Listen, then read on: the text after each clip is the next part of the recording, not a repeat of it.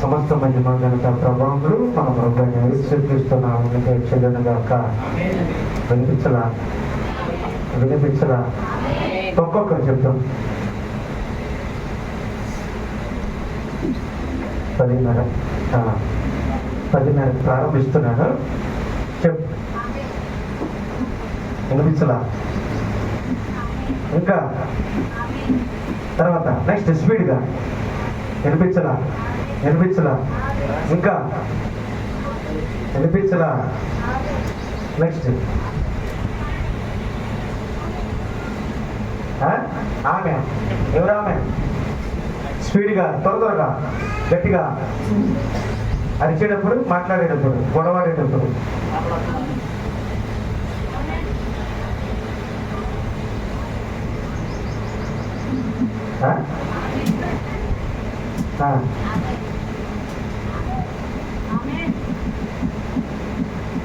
ఏంటో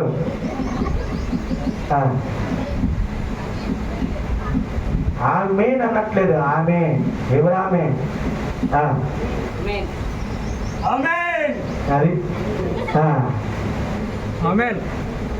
ఇంకా ఇక్కడ ఉన్నాం త్వరగా అన్నాడా? వినిపించలా? నెక్స్ట్ బాబా ఇక్కడే ఉన్నాడా? ఎక్కడే ఉన్నావా? ఇక్కడే ఉండండి. రాజు అన్నాడా? ఇప్పుడు ఒక్కొక్కరు స్వరము ఇంత చిన్నగా ఉంటే ఇప్పుడు అందరి స్వరాలు కలిస్తే సమస్త మహిమ ఘనత ప్రభావములు మన ప్రభువైన యేసుక్రీస్తు నామమునకే చెల్లును గాక. అది రావాలా? ఏం రావాలా? ఆ ఉద్యోగం రావాలి.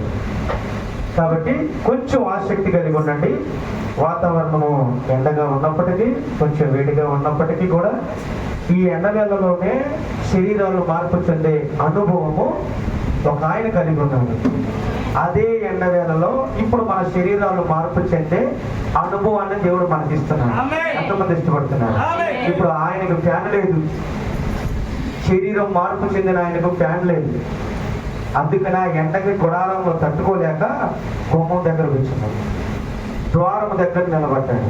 ఇప్పుడు ఆ ద్వారం దగ్గర నిలబడ్డప్పుడు ఆయనకు కనబడింది ఏంటంటే ఒక సర్వశక్తి కలిగిన ఎలోహిం యొక్క నిజస్వరూపాన్ని చూస్తున్నాం. ఇప్పుడు మనము కూడా ఒక ద్వారం దగ్గరకు వచ్చాం. గుడారంలో నివసించట్లేదు, కానీ ద్వారము దగ్గరకు వస్తే మనము ఎలోహిమును చూడగలుగుతాం. మనకు ద్వారము, నేనే గొర్రెల పోవు ద్వారం. ఇప్పుడు ఆ ద్వారమైన యేసు క్రీస్తును కనుక మనము సమీపిస్తే ఎలోహిముని నువ్వు చూడగలుగుతావు. నీ శరీరాన్ని మార్చే ఒక శక్తిని నువ్వు చూడగలుగుతావు. కాబట్టి కొంచెం ఎండైనా కొంచెం ఓర్చుకోనండి. యేసు క్రీస్తు యొక్క ఆ ద్వారం దగ్గర కూర్చొని విందాం. ఇప్పుడు మీరు ఎక్కడ కూర్చున్నారు? గుడారంలో.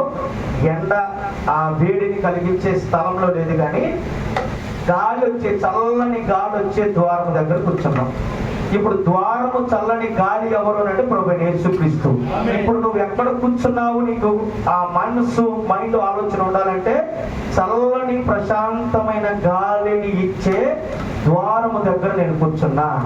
ఇప్పుడు ఆ ద్వారము దగ్గర కూర్చున్న నాకు ఇప్పుడు నా శరీరం మార్పు చెందే అనుభవాన్ని నేను పొందుకోబోతున్నాను. ఇదే ఆలోచన కలిగి ఉండండి. దేవుడు పరిపూర్ణమైన విశ్వాసంలోనికి, ఎంతపాటు విశ్వాసంలోనికి దేవుడు మనం నడిపిస్తాడు. Praise the Lord. ఇప్పుడు వాక్యంలోకి, ఇప్పుడు దాకా మనం మాట్లాడుకున్న వాక్యం కాదు, వీడి గురించి. సంఖ్యాకాండము ఈ 13, 12 అధ్యాయము చివరి వచనము 13వ అధ్యాయంలో మనకు కనబడుతున్నటువంటి ఆ చరిత్ర, జరిగిపోయిన చరిత్ర. అది కథ కాదు, అది ఒక కథ కాదు, కానీ అది ఒక చరిత్ర ఉన్నది.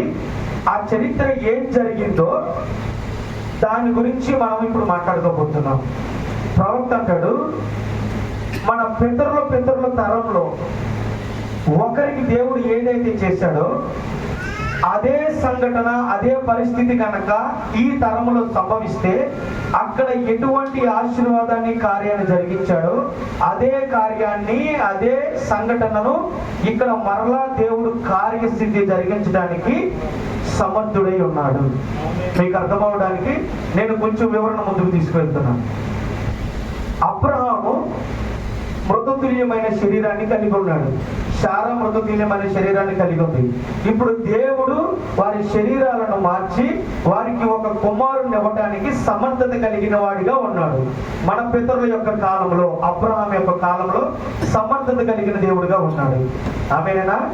ఇప్పుడు అదే దేవుడు, అదే సమర్థత, అదే శక్తి కొత్త నిబంధనలో జకర్యా ఎలిజబెత్ దగ్గర అదే శక్తి మృతతుల్యమైపోయి వృద్ధాప్యములో ఉన్న జకర్యా ఎలిజబెత్ కు అబ్రహాము శారాలకు ఇచ్చిన అదే వాగ్దానము, అదే కుమారుణ్ణి మరలా ఇక్కడ వారికి ఇవ్వబోతున్నాడు. ఇప్పుడు అబ్రహాముకు శారాకి ఇచ్చింది వాగ్దాన కుమారుడేనా? జకర్యాకి ఎలిజబెత్ కి ఇచ్చింది వాగ్దాన కుమారుడేనా? అవునా కదా? యెషయా గ్రంథంలో ఉందా? అరణ్యములో కేక వేయి ఒక నిశ్శబ్దం. ఈ శబ్దం ఎక్కడి నుంచి రావాలంటే వృద్ధాప్యముగా మార్చబడిన ఎలిజబెత్ జకర్యా యొక్క గర్భములో నుండి రావాలి. అది వాగ్దానం చేయబడింది. ఇప్పుడు మరలా అదే సమర్థత కలిగిన దేవుడు జకర్యా కాలంలో, ఎలిజబెత్ కాలంలో దాన్ని నెరవేరుస్తున్నాడు. అదే సమర్థత, అదే శక్తి ఈ కాలంలో కూడా జరగాల. ప్రతి కాలంలో ప్రవక్త అన్నాడు, ఏ తరములో అయితే ఒక సంఘటన సంభవించినప్పుడు అక్కడ దేవుడు ఏ కార్యాన్ని అయితే జరిగించాడో అదే సంఘటన మరలా పునరావృతం అయితే మరలా అదే అక్కడ జరిగిన కార్యాన్ని దేవుడు ఇక్కడ చేసే సమర్థత కలిగిన వాడిగా ఉండాలి, ఉంటాడు. ఎందుకనంటే ఆయన నిన్న నేడు నిరంతరము ఏకరీతిగా ఉన్నాడు. ఆయన శక్తిలో మార్పు లేదు. ఆయన బలములో, ఆయన ఆలోచనలో, ఆయన చిత్తములో, ఆయన ప్రణాళికలో ఎటువంటి మార్పులు లేవు. కానీ ఆయన అక్కడ జరిగిన సంఘటనకు ఎటువంటి కార్యాన్ని అయితే జరిగించాడో ప్రతి కాలంలో, నీ కాలంలో కూడా అటువంటి సంఘటన సంభవిస్తే, నీ జీవితంలో సంభవిస్తే దేవుడు వాటి నుంచి విడిపించే సమర్థత కలిగిన వాడుగా, శక్తి కలిగిన వాడుగా రంగం మీదకి రావడానికి ఆయన ఇష్టపడుతున్నాడు. ఇక్కడ జరగాల్సిన కార్యం ఏంటంటే, ఇప్పుడు అబ్రహాం యొక్క శరీరాలు మార్పు చెందాలి అని అంటే వారు వచ్చారు. వచ్చినప్పుడు ఎలోహీమును కనుగొని అబ్రహాం వెళ్ళి ఆహ్వానిస్తే గానీ వారి శరీరాలు మార్పు చెందరా? అర్థమైంది చెప్పింది. వారి శరీరాలు మార్పు చెందాలి అంటే ఎలోహిం ప్రత్యక్షమైతేనే కాదు, ప్రత్యక్షమైన ఎలోహింని ఆహ్వానించే అనుభవం కలిగి ఉన్నాడు అబ్రహాం. ఇప్పుడు అదే ఎలోహిము ప్రత్యక్షమవుతున్నాడు, ప్రత్యక్షమయ్యాడు. అది నీకు బయలుపరచబడుతుంది. బయలుపరచబడటం నీ శరీరం మార్పు చెందడానికి కారణము కాదు, కానీ బయలుపరచబడ్డ, ప్రత్యక్షపరచబడ్డ ఆ ఎలోహింని నువ్వు ఆహ్వానించగలిగితేనే నీ శరీరం మార్పు చెందుతుంది. అంతవరకు బయలుపరచబడింది, ప్రత్యక్షపరచబడింది, నాకు తెలిసింది కాబట్టి నేను నా శరీరం మార్పు చెందింది, మోసపోతున్నావు. బయలుపరచబడితే నీకు ప్రత్యక్షమైతే మార్పు రాదు, నీ శరీరం మార్పు చెందదు. అది మార్పు చెందాలి అని అంటే ఏదైతే నువ్వు ప్రత్యక్షత ద్వారా పొందుకున్నావో, ప్రత్యక్షపరచబడ్డదో దానిని నువ్వు ఆహ్వానించాలి.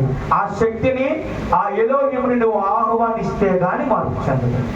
ఇవి ప్రతి తరంలో, ప్రతి కాలంలో జరుగుతూ వస్తుంది.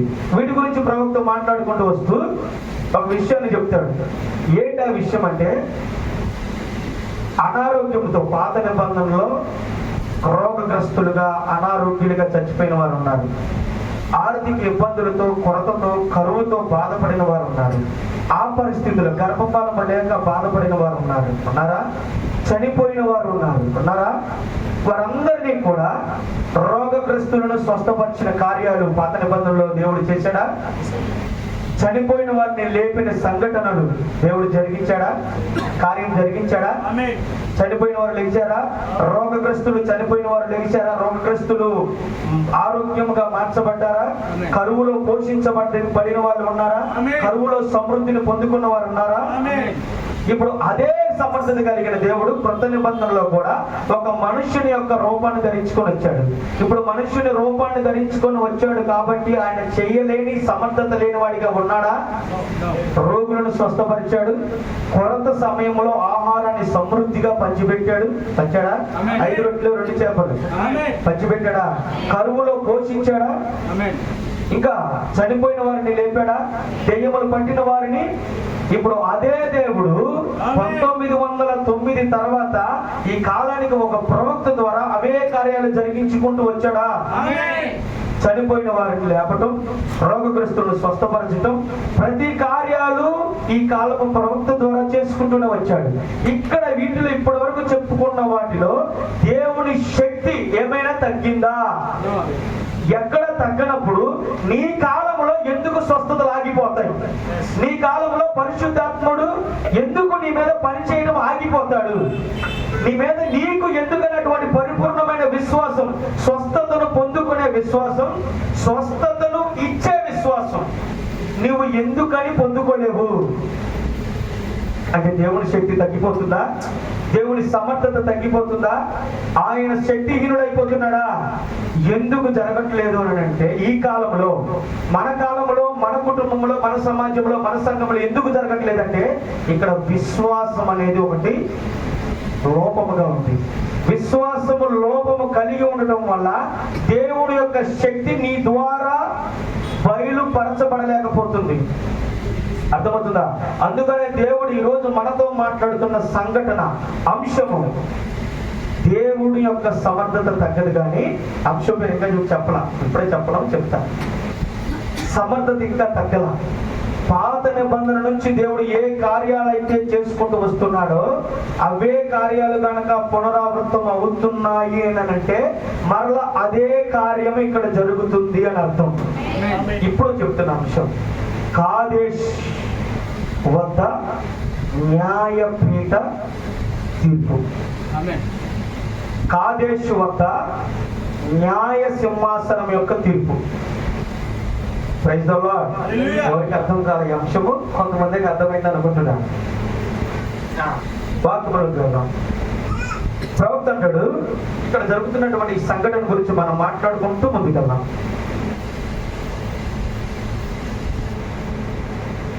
12వ అధ్యాయంలో వారు దిగినటువంటి స్థలము అరణ్యం ఎక్కడానంటే పారాను అరణ్యము.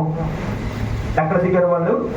పారాను. ఇశ్రాయేలీయులందరూ ఐగుప్తులో నుంచి విడుదల పొందినప్పుడు వారు పారాను అరణ్యంలో దిగారు. అయితే ఈ పారాను అరణ్యంలో దిగడానికంటే ముందే వారు ఎలా వచ్చారు, ఏం జరిగింది అనేటువంటి సంఘటనలు, ఎక్స్క్యూజ్ మీ, ఇక్కడే ఉన్నాను మాట్లాడుతూ ఉంటుంది. కాదేశు న్యాయపీఠం ఎదుట తీర్పు. రాసుకోండి. మీరు ఎదుటి వాళ్ళని అడిగి మీరు చెప్పే వాక్యాన్ని కోల్పోవు. ఓకేనా? చాలా మంది కొత్త వారు ఉన్నారు కాబట్టి అసలు ఆ పారాను అరణ్యంలోనికి రాకముందు ఏం జరిగిందో కొన్ని విషయాలు మనం మాట్లాడుకుంటూ ముందుకు వెళ్ళిపోతాం. నేను స్పీడ్కి వెళ్తాను, నాతో పాటు కొంచెం పరిగెత్తండి. ఓకేనా? పరిగెత్తి వృద్ధాప్యం కలిగిన వారు కొంచెం కాళ్ళ నొప్పులు రాకుండా దాన్ని తీసుకొని పరిగెత్తండి. ఓకేనా? మీకు నొప్పులు కాళ్ళ నొప్పులు పరిగెత్తగలరా? కొంచెం స్పీడ్గా పరిగెత్తాం. కాళ్ళ నొప్పులు వాళ్ళు అర్థమవుతుందా? కాళ్ళ నొప్పులు రాకుండా స్ప్రేలు మూలు ఉంటాయి కదా, ఇవి తీసుకొని పరిగెత్తాను నాతో పాటు, అప్పుడు నొప్పులు ఏమన్నా. Praise the Lord. సరే. మోషే ఇశ్రాయేలు యొక్క వారి వంశముల నుండి, లేవి గోత్రముల నుండి పుట్టాడు. ఆ విషయం మనందరికీ తెలుసు. ఆ తర్వాత అతను 40 సంవత్సరాలు ఆమె పేరు ఫరో యొక్క కుమార్తె, ఆమె యొక్క పెంపకంలో ఆమె ఎదుట రాజకుమారుడిగా పెంచబడతాడు మోషే. అయితే తల్లి పాలిస్తూ మోషేను పెంచింది. మోషేకు తల్లి, మోషే యొక్క తల్లి కొన్ని విషయాలు తెలియజేస్తుంది. నీవు ఇశ్రాయేలు యొక్క వంశము, నువ్వు ఇశ్రాయేలును విమోచించడం కొరకు ఏర్పరచబడిన దేవుడు నియమించిన ఒక ప్రవక్తవు, నీవు దేవుని కుమారుడవు, దేవుని చేత ఎన్నిక చేయబడిన వాడవు అని తల్లి ఆయనకు పాలిస్తూ బోధ చేస్తూ ఉండేది. ఆ తర్వాత పాలు విడిచిన తర్వాత ఫరో యొక్క రాజకుమార్తె ఎదుటకు ఆయన పంపబడతాడు. పంపబడిన తర్వాత అక్కడ ఆయన యుద్ధ నైపుణ్యతలో కానివ్వండి, జ్ఞానములో కానివ్వండి, వేదాంత చదువులో కానివ్వండి, ప్రతి విషయంలో అతను ఒక నైపుణ్యత కలిగిన వాడిగా, వేద పండితులకు కూడా ఇతను తిరిగి బోధించే సమర్థత కలిగిన వాడిగా, శక్తి కలిగిన వాడిగా, నైపుణ్యత కలిగిన వాడిగా మార్చబడతాడు. అర్థమవుతుందా? పరిగెత్తుతున్నారు కదా కొంచెం. ఆ నైపుణ్యత కలిగిన వాడిగా మార్చబడ్డాడు. ఇప్పుడు తల్లి బోధించినటువంటి బోధ ఏదైతే ఉందో, నేను ఇజ్రాయేలీల వంశావళికి సంబంధించిన వాడను, నేను ఇజ్రాయేలీల యొక్క సంతానానికి సంబంధించిన వాడను అనేటువంటి సంగతులు ఎప్పుడైతే తన తల్లి బోధించినటువంటి విషయాలు అతనికి జ్ఞాపకం మనకు వస్తున్నాయో, ఆ తర్వాత నుంచి అతని దృష్టి అంతా ఇజ్రాయేలీలు పడుతున్న కష్టం వైపు చూస్తున్నాడు. ఈ ఫరో యొక్క సైన్యంతో, ఫరో యొక్క రాజ్యంలో రాజ్య యొక్క వైభోగాన్ని అనుభవించడానికి అతడు ఇష్టపడిన వాడిగా ఉన్నాడు. అయితే ఒకరోజు ఇశ్రాయేలీయులకి ఫరో ఐగుప్తీయుడికి ఇద్దరికి మధ్య ఒక ఘర్షణ జరుగుతూ ఉంది. అందులో మోషే ఇన్వాల్వ్ అయ్యి అతన్ని చంపేస్తాడు, ఐగుప్తీయుడిని చంపేస్తాడు. ఎందుకనంటే ఇతను ఇశ్రాయేలీయుడు కాబట్టి ఐగుప్తీయుని పట్ల అతనికి వ్యతిరేక భావం ఉంది కాబట్టి ఐగుప్తుని చంపేశాడు. ఇతనేమనుకున్నాడంటే, మోషే వింటున్నారా, ఇక్కడ మోషే ఏమనుకుంటున్నాడు అంటే, నేను ఇజ్రాయేలు పక్షమున యుద్ధం చేస్తున్నాను, ఇజ్రాయేలు పక్షమున నేను న్యాయం చేస్తున్నాను అనుకుంటున్నాడు. అర్థమవుతుందా? అందుకని ఐగుప్తుని చంపేశాడు.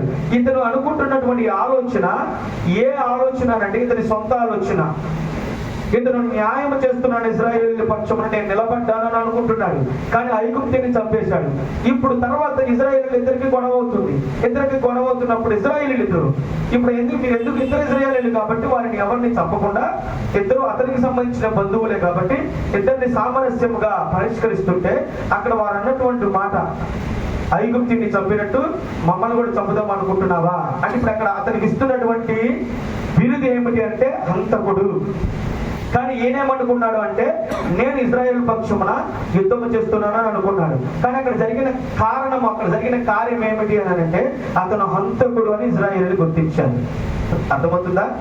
ఆ తర్వాత అతడు భయపడిపోయి ఇజ్రాయేలీలు తర్వాత అది ఫరో దగ్గరికి వెళ్ళి, ఫరో సైన్యము మరలా నన్ను చంపడానికి చూస్తారని ఇతను పారిపోతాడు. పారిపోయి అతను మామకు సంబంధించిన ఇంటిలో అతని దగ్గర నివసిస్తూ గొర్రెలు కాసుకుంటూ ఉంటాడు. ఒక మోరియా పర్వతం దగ్గరకు గొర్రెలు కాసుకుంటూ వెళ్ళినప్పుడు అదే స్థలంలో అనేక సంవత్సరాలు 40 సంవత్సరాలు తిరుగుతూ ఉంటాడు. అందులోనే ఆ గొర్రెలను మేపుతూ ఉంటాడు. ఆ మేపుతున్న సమయంలో ఏ కొండ మీద అయితే ఆ గొర్రెలను మేపుతున్నాడో, ఏ స్థలంలో అయితే ఏ పొద దగ్గర, ఏ కొండల చుట్టూ ఆయన వాటిని మేపుతున్నాడో, ఇప్పుడు అక్కడ నుంచి ఒక స్వరం వినబడుతుంది, మోషే మోషే నీ చెప్పులు ఇప్పు అని. ఇప్పుడు అతను అక్కడ జరుగుతున్నటువంటి కార్యము 40 సంవత్సరాలు అతను నేర్చుకున్న విద్య, జ్ఞానము, నైపుణ్యత సమస్తము కూడా ఇప్పుడు ఇక్కడ మారిపోబోతుంది. Praise the Lord. ఇప్పుడు అక్కడ ఏం కనబడుతుంది అంటే, అతనికి మండుతున్న ఒక పొద కనబడుతుంది. ఆ పొదలో నుండి వస్తున్న ఒక స్వరాన్ని వింటున్నాడు. అర్థమవుతుందా? స్వరం రావడానికంటే ముందు అక్కడ ఒక సూచన నీ కొరకు ఉంచబడుతుంది. సూచన ఉంచబడింది అని అంటే అక్కడ నుంచి ఖచ్చితంగా ఒక స్వరాన్ని నువ్వు వినగలగాలి. సూచన మాత్రమే కాదు, అది ఒక స్వరమై ఉంది. అది స్వరము మాత్రమే కాదు, కానీ ఆ స్వరము కంటే ముందు నీవు ఒక చూచే అనుభవాన్ని నువ్వు కలిగి ఉండాలి. చూచే అనుభవము కనుక నువ్వు పొందుకోగలిగితే వినే అనుభవం నీకు దేవుడు ఇస్తాడు. వినే అనుభవం ఎప్పుడైతే వస్తుందో అది అనుభవించే అనుభవాన్ని దేవుడు ఇస్తాడు. ఇప్పుడు అక్కడ జరుగుతున్న సంఘటన కార్యం ఏమిటి అంటే, మోషే అప్పటి వరకు కలిగి ఉన్న విద్య జ్ఞానం అంతా ఇప్పుడు మండుచున్న పొదను చూస్తూ, ఆ మండుచున్న పొదలో నుండి వస్తున్న స్వరాన్ని వింటున్నాడో, నీ చెప్పులు ఇప్పు. ఇప్పుడు వెంటనే అతని లోక సంబంధమైన జ్ఞానాన్ని సమస్తాన్ని ఇప్పేసి సరెండర్ అయిపోతున్నాడు. ఎక్కడ ఏ సూచన అయితే కనబడిందో, ఏ స్వరం అయితే వినబడిందో అక్కడ ప్రవక్త అంటాడు, అప్పటి నుండే మోషే మండే అనుభవంలోనికి ప్రవేశించాడు. అప్పటి వరకు అతనికి ఒక మండే అనుభవం లేదు. కానీ ఎప్పుడైతే దాన్ని చూశాడో, మండే పొదను చూశాడో, ఆ పొదలో నుంచి వస్తున్న స్వరాన్ని విన్నాడో, అప్పుడు అతను మండే ఒక నూతన అనుభవంతో నింపబడుతున్నాడు. ఇప్పుడు మండే అనుభవం కలిగి ఉంటే ఈ మంట ఏం చేస్తుందంటే, నీలో వ్యర్థమైన వాటన్నిటిని కాల్ చేస్తుంది, మొత్తాన్ని కాల్చదు. అర్థమవుతుందా? ఇప్పుడు ఆ చెట్టు కాలుతుంది కానీ బూడిదైపోట్ల, అది మండే అనుభవంతో ఉంది కానీ అది బూడిదైపోట్ల, నశించిపోట్ల. ఇప్పుడు మండే అనుభవాన్ని కలిగి ఉంటే వ్యర్థమైనది కాలిపోతుంది తప్ప నువ్వు మొత్తము నశించిపోవు. ఇప్పుడు అక్కడ నుంచి బయలుదేరి ఐగుప్తుకి వెళ్తున్నాడు. ఇప్పుడు ఐగుప్తులో జరిగిన కార్యం, ఇక్కడ ఒకరిని చంపి హంతకుడుగా మార్చబడ్డాడు. ఇప్పుడు అక్కడికి వెళ్ళిన తర్వాత ప్రతి కుటుంబంలో జ్యేష్ఠ కుమారుడు చచ్చిపోతున్నాడు. ఆకలి దప్పికతో చచ్చిపోతున్నారు. నీళ్లు రక్తంగా మారితే ఆ రక్తాన్ని తాగిన వారందరూ చనిపోతున్నారు. పడుతున్నారా? ఇప్పుడు దానిని నరహత్య, హంతకుడని ఇజ్రాయేలీలు ఎవరైనా అన్నారా? నీ జ్ఞానముతో, నీ ఆలోచనతో, నీ తలంపులతో, నీ సొంత తెలివితో వాక్యాన్ని అర్థం చేసుకుంటే అది దేవుని ఎదుట కానివ్వండి, దేవుని బిడ్డల దగ్గర కానివ్వండి, నువ్వు ఒక దోషిగా నిలబడతావు. కానీ దేవుడే దానికి బయలుపాటించి నిన్ను మండిస్తే నువ్వు చెప్పేది లోకానికి దోషిగా కనబడుతుంది కానీ దేవుని పిల్లలకు, దేవునికి మాత్రము నీవు నిర్దోషిగా కనబడతావు. ఇప్పుడు మోషే అక్కడికి ప్రవేశించి ఇన్ని కార్యాలు చేసి అక్కడి నుంచి తీసుకొని వచ్చాడు. ఎర్ర సముద్రంలో ఏం జరిగింది? ఒక్కడిని చంపితే దోషి, మరి ఇంతమందిని చంపితే ఏమైంది? అక్కడ దోషిగా నిర్ధారించబడ్డా? దేవుడు నీతో ఉంటే నువ్వు చేసే ప్రతి కార్యము కూడా ఎలా మార్చబడుతుంది అంటే అది ఒక నిర్దోషమైనదిగా మార్చబడుతుంది. అలాగని దేవుడు నాతో ఉన్నాడని ఏది పడితే అది చేసేదిగా ఉండకూడదు. అది వాక్యానుసారమైనదిగా ఉండాలి. అది దేవుని యొద్ద నుండి వచ్చినదై ఉండాలి. అది దేవుని యొక్క సూచన ఉండాలి. దేవుని యొక్క స్వరమై ఉండాలి. దాని ద్వారా చేసే ఏ కార్యమైనా నిన్ను దేవుని ఎదుట ఒక యథార్థపరుడిగా నిలబెడుతుందే తప్ప ఒక దోషిగా నిన్ను నిలబెట్టదు. ఇప్పుడు మోషే ఐగుప్తుల నుంచి వారందరిని తీసుకొని వచ్చాడు. ఆ తర్వాత దేవుడు వారికి ఆకలిగా నుండి ఆహారం ఇచ్చాడు. దేవదూతల ఆహారం ఇచ్చాడా? బండ నుంచి నీళ్ళు ఇచ్చాడా? పగలు మేఘస్తంభముగా ఉన్నాడు, రాత్రి అగ్నిస్తంభముగా ఉన్నాడు. ఇంత జరిగిన ఇజ్రాయేలీలలో ఒక స్వభావం కలిగి ఉన్నారు. అది పోల. ఏంటి ఆ స్వభావం అంటే సనుగుడు, గొనుగుడు, నేరారోపణ చేసే మనస్సు. ఇవి వారిలో నుండి పోల. ఇప్పుడు వారు ఆహారం, దేవదూతల ఆహారం ఇస్తుంటే అది తింటూ వీరు మాట్లాడుతున్న ప్రవక్త మీద, అహరోను మీద చేస్తున్న ఆ దోషారోపణ, నేరారోపణ ఏమిటి అని అంటే, ఐగుప్తులో అయితే మాంసం తిన్నాము. ఏంది మాంసం? ఏది? అక్కడైతే మాకు వారానికి ఒకసారైనా మాంసం వచ్చేది. మాకు మాంసం ఏది అని వారు సనగడం ప్రారంభిస్తున్నారు. ప్రవక్త దీని గురించి అంటాడు, వారు పరలోక సంబంధమైన దేవదూతలు తినే ఆహారాన్ని తినడానికి వారు పుట్టలేదంట. వారు పుట్టింది దేని కొరకు అంటే ఐగుప్తీయుల యొక్క ఆహారం తినడానికి పుట్టారు. వారి స్వభావం అంతా ఏటిని కోరుకుంటుందంటే పరలోక సంబంధమైన ఆహారం వచ్చినా ఇంకా ఐగుప్తు యొక్క ఆహారం మీద వారి దృష్టి పెడుతున్నారు. పరలోకము నుండి మేఘముగా ఆయన వచ్చిన ఇంకా 7 సంఘకాలాలు, 7 వర్తమానికులు, 7వ దూత, 7వ వర్తమానం అని ఇంకా చూస్తున్నారు. పరలోకము నుండి దిగొచ్చింది ఆహారం. పరలోకపు జీవాహారము ఆయనే దిగొచ్చి నేనే ఆహారము అని అంటే, ఇంకా మనము ఐగుప్తు నుంచి వచ్చిన ఆహారము, సంఘ శాఖలు, సంఘ సిద్ధాంతాలని వాటిని కొరకు మన మనసును వాటి మీద నిలుపుతున్నాం. అదే పునరావృతం అవుతుందా? అదే జరుగుతుందా? ఇప్పుడు ప్రవక్త అన్నాడు, ఎందుకని వీరందరూ ఇలాంటి ఇక్కడ పరలోక సంబంధమైన దేవదూతలు తినే ఆహారం వారి యొద్దకు వచ్చినా వారు ఎందుకని ఇంకా ఐగుప్తుకు సంబంధించిన ఆహారాన్ని కోరుకుంటున్నారంటే, వీళ్ళ యొక్క జీర్ణ వ్యవస్థ ఈ ఆహారాన్ని జీర్ణించుకోలేకపోతుంది. వీరి గర్భము, వీరి జీర్ణకోశ ఆహారాన్ని అరిగించే ఒక మిషన్ ఉంది కదా, ఈ మిషన్, ఈ జీర్ణ వ్యవస్థ పరలోక సంబంధమైన దేవదూతలు ఇచ్చిన ఆహారాన్ని జీర్ణించుకోలేకపోతుంది. వీరికి ఏం కావాలంటే ఐగుప్తు యొక్క ఆహారం కొరకు వీరు మనసును నిలుపుతున్నారు. ఎందుకని వీరు ఇలా నిలుపుతున్నారు అని ప్రవక్తను అడిగితే ప్రవక్త అంటాడు, ఇజ్రాయేలీలు అందరూ కాదు కానీ ఐగుప్తు నుంచి వచ్చినప్పుడు మిశ్రిత జనంగా కలిసిపోయారు. ఇందులో ఇజ్రాయేలీలు వాగ్దానం చేయబడిన వారు మాత్రమే కాదు కానీ మిశ్రితమైన జనాంగముగా వీరు అక్కడ నుంచి బయటకు వచ్చారు. అంటే ఇజ్రాయేలీలు దేవుడి చేత ఎన్నిక చేయబడిన గుంపు. వాగ్దాన భూమికి దేవుడు ఎవరు వెళ్ళాలని నిర్ణయించాడో వారు మాత్రమే ఐగుప్తులో నుండి బయటికి రాలా. అర్థమవుతుందా?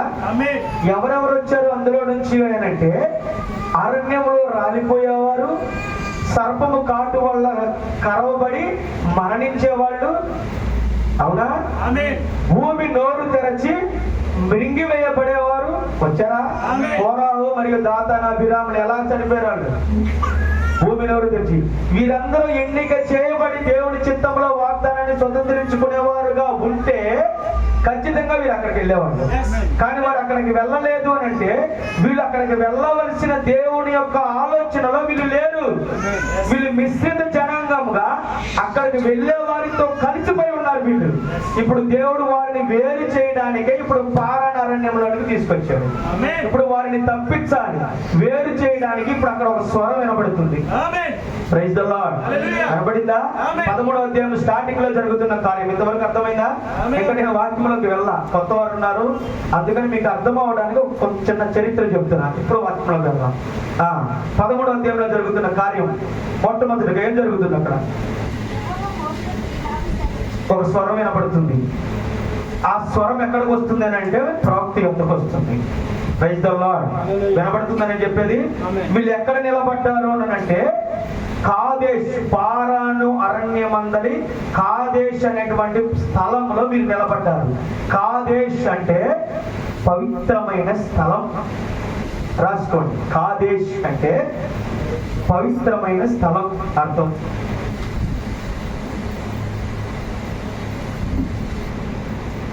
నోట్స్ లో కాదు రాసుకోవాల్సింది. మీకు బైబిల్ ఉంది కదా, ఆ బైబిల్లో కాదేశ్ అనే దాన్ని బాక్స్ కొట్టి దాన్ని యారో మార్కేసి ఆ పవిత్ర స్థలము అని రాసుకుంటే మీరు బైబిల్ తీసినప్పుడు మీకు అది గుర్తుండిపోతుంది. ఓకేనా? పెళ్లి లేదా? కాదేశ్ అనేది మీకు ఎక్కడ కనపడుతుంది? 13వ అధ్యాయం 13వ అధ్యాయంలో ఇందాక చదివాము 26వ వచనంలో కనిపిస్తుంది. కాదేశ్ అనేటువంటి ప్రాంతం. కాదేశ్ అంటే పవిత్ర స్థలం. దేవుడు ఈ పవిత్రమైన ఈ స్థలాన్ని న్యాయ తీర్పు స్థలముగా మార్చబోతున్నాడు. ఇప్పుడు ఆ పవిత్రమైన స్థలమే కాదేశ్ అంటే మరొక పేరు న్యాయ తీర్పు స్థలం. న్యాయపీఠము అంటాడు ప్రవక్త. పీఠము అంటే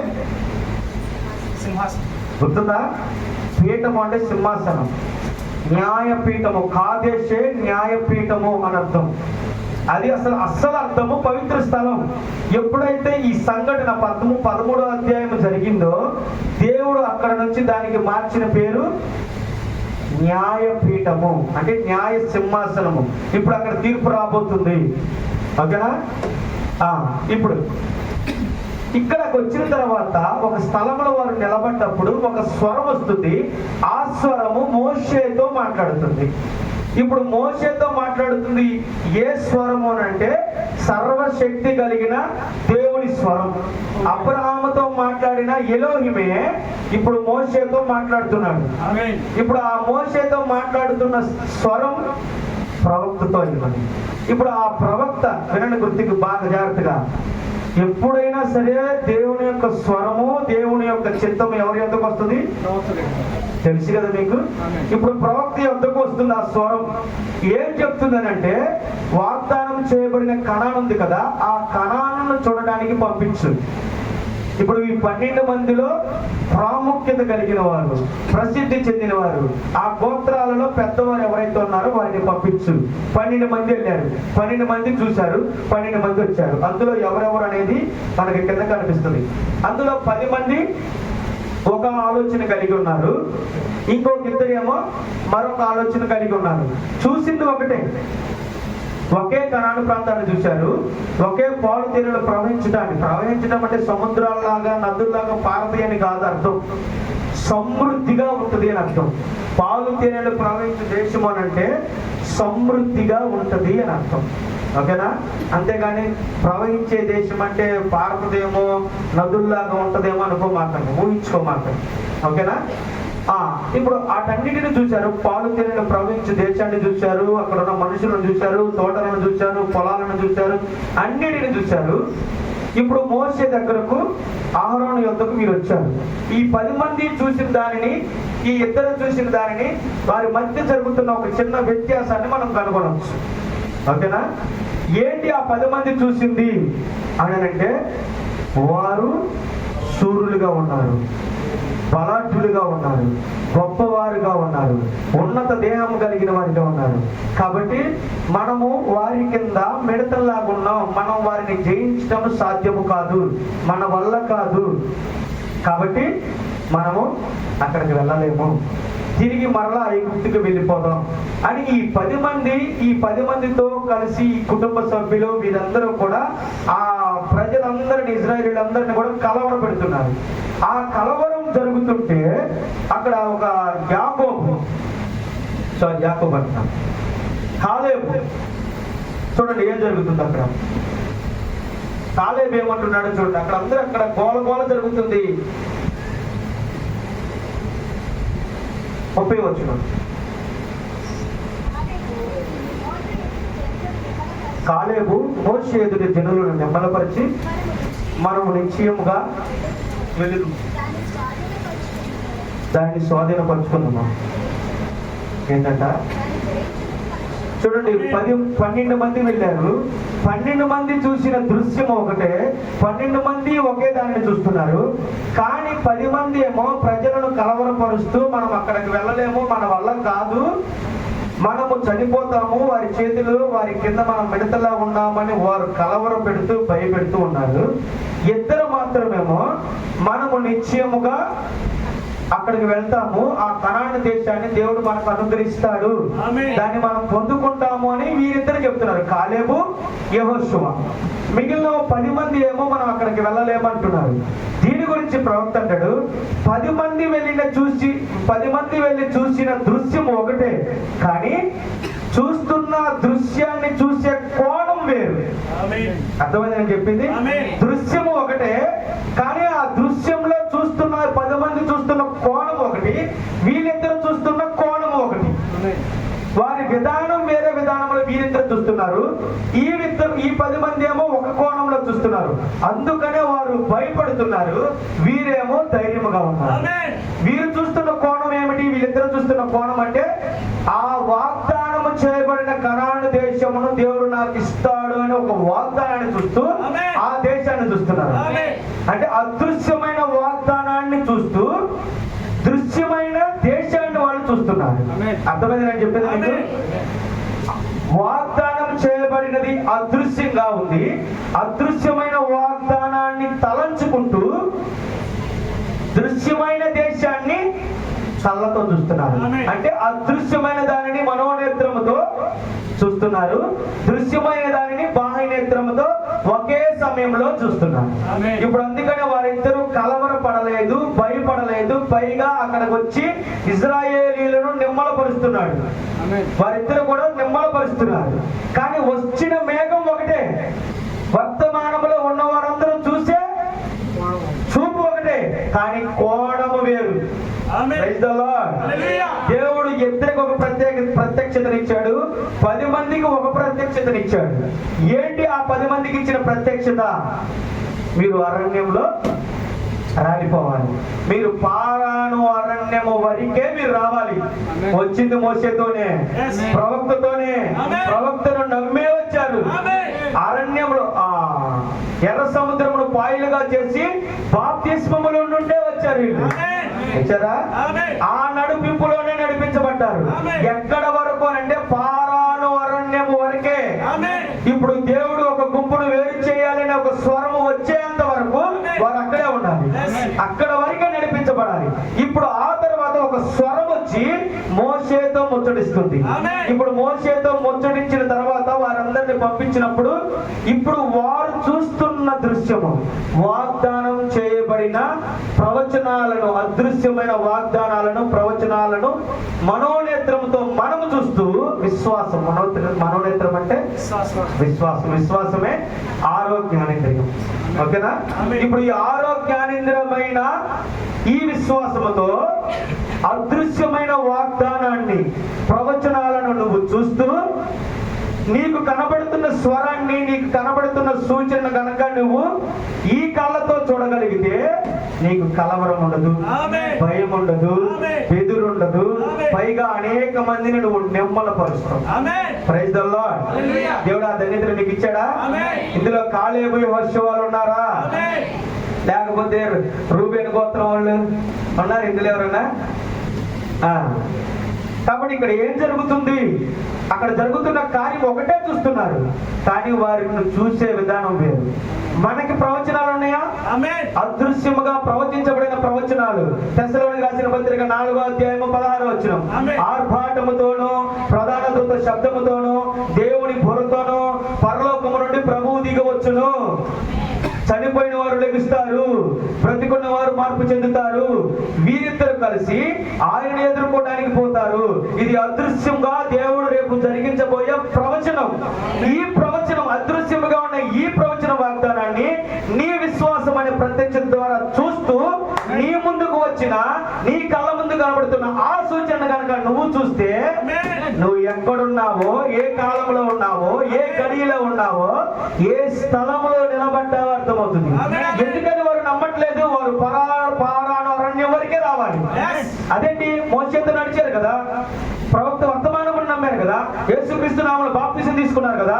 మోషేతో కూడా ఎబ్రీ రాసిన పత్రికలో అనుకుంటాను, రెఫరెన్స్ గుర్తులేదు, పౌలు అంటాడు వీరు ఎర్ర సముద్రంలో నడిచి వచ్చారు చూసారు, అది బాప్తిస్మానికి సూచన అన్నాడా? ఇప్పుడు వాళ్ళు మోషే క్రింద, ఆ కాలంలో మోషే క్రింద ఉన్న ఆ బాప్తిసం కింద వాళ్ళు నడిపించబడ్డారా? మోషే కింద కదా నడిపించబడింది. ఇప్పుడు ఆ దేవదూతలు తినే ఆహారం తిన్నారా? ప్రభురాత్రి భోజనం తింటున్నారు. ఇప్పుడు ఈ ప్రవక్త ద్వారా వచ్చిన ప్రభు రాత్రి భోజనం, పగల భోజనం కాదు, రాత్రి భోజనమే తింటున్నారా? మోషే ద్వారా వచ్చిన దేవదూతల ఆహారాన్ని తిన్నారు, బాప్తిస్మము తీసుకున్నారు. ఈ కాలపు ప్రవక్త ద్వారా బయలుపరచబడిన యేసు క్రీస్తు నామములో బాప్తిస్మము తీసుకుంటున్నారా? అపోస్తుల బోధలోనే నడుస్తున్నారా? అపోస్తుల సహవాసంలోనే నడుస్తున్నారా? నడిచారు. ఎంతవరకు నడవాలి వీరు? వాగ్దాన దేశంలో ప్రవేశించేంత వరకు కాదు, వీరు పారాను అరణ్యములోనికి వచ్చే వరకే. ఆ తర్వాత వారితో పాటు తిన్న వాళ్ళందరూ ఉన్నారు. ఎక్కడ వరకు వచ్చారు? ఎక్కడ దాకా ఉన్నారంటే పారాను అరణ్యంలోకి వచ్చారు. అందరూ కలిసి వచ్చారు. అర్థమవుతుంది నేను చెప్పేది? ప్రవక్త ద్వారా వచ్చిన వర్తమానము ద్వారా, ఈ కాలపు ప్రవక్త వర్తమానము ద్వారా అందరూ యేసుక్రీస్తు బాప్తిసం తీసుకున్నారు. ఎన్నిక చేయబడిన వారు, ఎన్నిక చేయబడిన వారు, ఏర్పరచబడిన వారు, ఏర్పరచబడిన వారు అందరూ కూడా యేసుక్రీస్తు నామములో బాప్తిసం తీసుకున్నారు. ప్రభురాత్రి భోజనం తీసుకుంటున్నారు, పాద పరిచయం చేస్తున్నారు, స్త్రీలు వాక్యం చెప్పకూడదని వింటున్నారు, దేవుడు ఒక్కడే అని నమ్ముతున్నారు. ఇవన్నీ ఆ కాలంలో కూడా జరిగినాయా? మోషే కాలంలో. ఇప్పుడు దేవుడు వారిని విడదీయాలి. ఇప్పుడు విడదీయాలంటే ఇప్పుడు మోషేతో, ప్రవక్తతో ఒక స్వరం మాట్లాడాలి. ఏ స్వరము? పదలో మాట్లాడినట్టుగా కాదు. అర్థమవుతుందా? అది ఒక సూచనగా మాట్లాడాలి. ఇప్పుడు దేవుడు స్వరం వచ్చి ప్రవక్తతో చెప్తుంది, వాళ్ళని పంపించు, వాళ్ళని చూసి రావాలి. ఇప్పుడు ఈ మొత్తం గ్రంథ స్వరం ఇచ్చి, స్వరాన్ని ఇచ్చి దీన్ని చూడండి, ఈ 7 ముద్రలో చూడండి. 20 మంది చూస్తున్నారు, 12 మంది చూస్తున్నారు, 20 లక్షల మంది చూస్తున్నారు. అందరూ దాన్ని పరిశీలిస్తున్నారు. దేన్ని చూస్తున్నారు? వాగ్దానం చేయబడిన నీ స్వాస్థ్యాన్ని ఈ కళ్ళతో చూస్తే కనబడదు. దాన్ని ఎలా చూడాలంటే విశ్వాసపు నేత్రము నీ కొరకు చేయబడిన వాగ్దాన ప్రవచనాలు, అదృశ్యముగా ఉన్న ఆ ప్రవచనాలను తలంచు ఈ 7 ముద్రలను కనుక నువ్వు చూస్తే నీకు అప్పుడు అది అర్థమవుతుంది. ఆ స్వరము నిన్ను ఎటువైపు వేరు చేస్తుందో అర్థమవుతుంది. ఇప్పుడు ఆ స్వరము వీరిని ఏం చేసింది? వెళ్ళారు, చూశారు, వచ్చారు. ఇప్పుడు అక్కడ ఏం జరిగింది? వాగ్దానానికి వెళ్ళాల్సిన మార్గం ఇదైతే దేవుడు మరలా వీరిని మార్చాడు, రూట్ మార్చేశాడు. ఇప్పుడు వాగ్దానం వైపు నడిపించబట్ల. ఈ ఎన్నికలో లేని వారు మాత్రమే కాదు, వినాలి జాగ్రత్తగా, ఎన్నికలో ఉన్నవారు కూడా పోతున్నారు, వెళ్ళాలి. ఎందుకంటే వాళ్ళు ఉండగా వీళ్ళు ఎందులోకి వెళ్ళరు. వాళ్ళని పూర్తిగా వేరు చేసేంత వరకు వారితోనే ఉండాలి. Praise the Lord. అర్థమవుతుందా? ఇప్పుడు మనం అంత సామాన్యముగా మనము పరిపూర్ణమైన వాగ్దానానికి సమీపంగా వెళ్ళలేము. ఎందుకో తెలుసా? దూరం అవుతా ఉంటాం. నీతో ఉన్న వ్యక్తి, నీతో ఉన్నవారు ఏ స్వభావం, ఏ ఆలోచన కలిగి ఉన్నారో వారి నుండి నువ్వు వేరయ్యేంత వరకు వాగ్దానానికి సమీపంగా మనం వెళ్ళలేము. అది స్నేహితులైనా, బంధువులైనా, రక్త సంబంధులైనా, కాపరులైనా, బోధకులైనా, ప్రవక్తలైనా, ఉపదేశకులైనా, అపోస్తలులైనా, ఎవరైనా అది వాక్యానికి విరుద్ధముగా కనుక నీ జీవితంలో నడిపించడానికి వాడు పూనుకొని నడిపించేటప్పుడు నువ్వు దానిని కనుక ఏకీభవిస్తే వాగ్దాన దేశానికి నువ్వు దూరం అవుతూ ఉంటావే తప్ప ఎప్పటికీ నువ్వు సమీపంగా వెళ్ళలేవు. దానికి సమీపం అవ్వాలి అని అంటే దేవుడు ఇక్కడ వేరు చేయాలి. అర్థమవుతుందా? దేవుడే వేరు చేస్తాడు, నువ్వు చేయవసరంలా. ఎవరు వేరు చేస్తారంటే దేవుడే వారి నుండి నిన్ను వేరు చేస్తారు. దేవుడు వారి నుండి నిన్ను వేరు చేయాలి అంటే నువ్వు చూసే దృశ్యము నువ్వు చూడగలగాలి, నీకు అర్థం అవ్వాలి. అర్థమైంది నేను చెప్పింది? నువ్వు చూసే చూపు, నువ్వు కలిగి ఉన్న ప్రత్యక్షత, అది ఒక రెవల్యూషన్. ప్రత్యక్షత అనేది అది ఆత్మ సంబంధమైనది అయితే దేవుడే వేరు చేస్తాడు. ఎవరు వేరు చేయవసరం. నీ ఆలోచనలకు, నీ ఊహలకు కూడా అందవు. దేవుడు ఎందుకని నన్ను వారి నుండి వేరు చేశాడు నీకు తెలియదు, కానీ ఆయనకు తెలుసు. ఎందుకు వేరు చేస్తున్నాడు అంటే వాగ్దానానికి సమీపంగా వెళ్ళాలి అంటే వీరికి దూరం అవ్వాలి. ఎవరికి? ఎర్ర సముద్రంలో బాప్తిసం తీసుకున్న వారికి, దేవదూతల ఆహారం తిన్నవారికి, ఎలోహిము ఒక్కడని నమ్మిన వారికి, స్త్రీలు మౌనముగా ఉండాలి అని నమ్మేవారికి. అంటే వారికి తప్పు అని నేను చెప్పట్లేదు, అయితే వారి బోధ అక్కడ వరకే దేవుడు ఇచ్చింది. వారు పారాను అరణ్యము వరకు మాత్రమే రావాలి. ఇక్కడ మీకు ఇంకో విషయం చెప్పిన, వీరు స్వస్థతలు కూడా పొందుకున్నారా? వారి వస్త్రములు నలగలేదు, చెప్పులు అరగలేదు. అది కార్యము కదా? అనారోగ్యాలు వచ్చినాయి, అది స్వస్థత కదా? అది ఆరోగ్యము కదా? ఎవరితో పాటు పొందుకున్నారు? ఎన్నిక చేయబడిన వారితో పాటు ఎన్నికలో లేని వారు, పారాను అరణ్యంలోనికి వచ్చేవారు కూడా పొందుకున్నారు. అంతవరకే వచ్చేవారు కూడా ఇటువంటి కార్యాలను అనిపించారు. ఎందుకని అని అంటే ఇక్కడ ఎన్నిక చేయబడిన ఒక గుంపు ఉంది. ఆ గుంపును బట్టి వారిని కూడా స్వస్థపరుస్తున్నాడు. ఆ గుంపును బట్టి వారికి ఆహారం ఇస్తున్నాడు. ఆ గుంపును బట్టి వారికి బాప్తిస్మాన్ని ఇస్తున్నాడు. ఆ గుంపును బట్టే దేవుడు వారికి కొంత బయలుపాటును ఇస్తున్నాడు. ప్రవక్త అన్నాడు, ఈ వధువు భూమి మీద ఉన్నంత వరకు ఈ భూమి నాశనం అవ్వదు అంటాడు. ఎందుకు ఈ భూమి నాశనం అవ్వదు? ఎందుకు మహాశ్రమలు ఈ భూమిని తాకవు అని అంటే ఈ భూమి మీద కృపను కలిగిన ఒక వధువు ఉంది, ఆయన భార్య ఉంది. ఆయన భార్య దేనితో నిండి ఉందంటే కృపతో నిండి ఉంది. ఇప్పుడు ఆ కృపను కలిగిన ఆమె, కృప అంటే ఆ కృప కాదు, కృపను కలిగిన ఆయన భార్య భూమి మీద ఉన్నంత వరకు తీర్పును పొందుకొని తీర్పును ధరించిన వారికి కూడా తీర్పు రాదు. అర్థమైందా? మేము తీర్పులో ఉన్నామా మీకు తెలియదు, కృపను మీ కృపగా మేము ఇక్కడ ఉన్నాము కాబట్టి తీర్పులో ఉన్నా నీకు తెలియట్లా. ఎందుకంటే తీర్పు జడ్జిమెంట్ మీదకి రాలా, కానీ తీర్పు జరిగిపోయింది. ఇప్పుడు పారాను అరణ్యంలో ఏం జరిగింది? తీర్పు జరిగింది, తీర్పు అయిపోయింది. ఏం తీర్పు అయింది? అరణ్యంలో వీళ్ళు రావాలి చెప్పాడు. అక్కడ చెప్పలా, రూట్ మార్చాడు తప్ప, మార్గాన్ని మళ్ళించాడే తప్ప మీరు పారాను అరణ్యము దాటి మీరు ఈ అరణ్యములోనే చచ్చిపోతారని తీర్పు రాదు చెప్పలా. కానీ ఆ తీర్పు ఆల్రెడీ అయిపోయింది.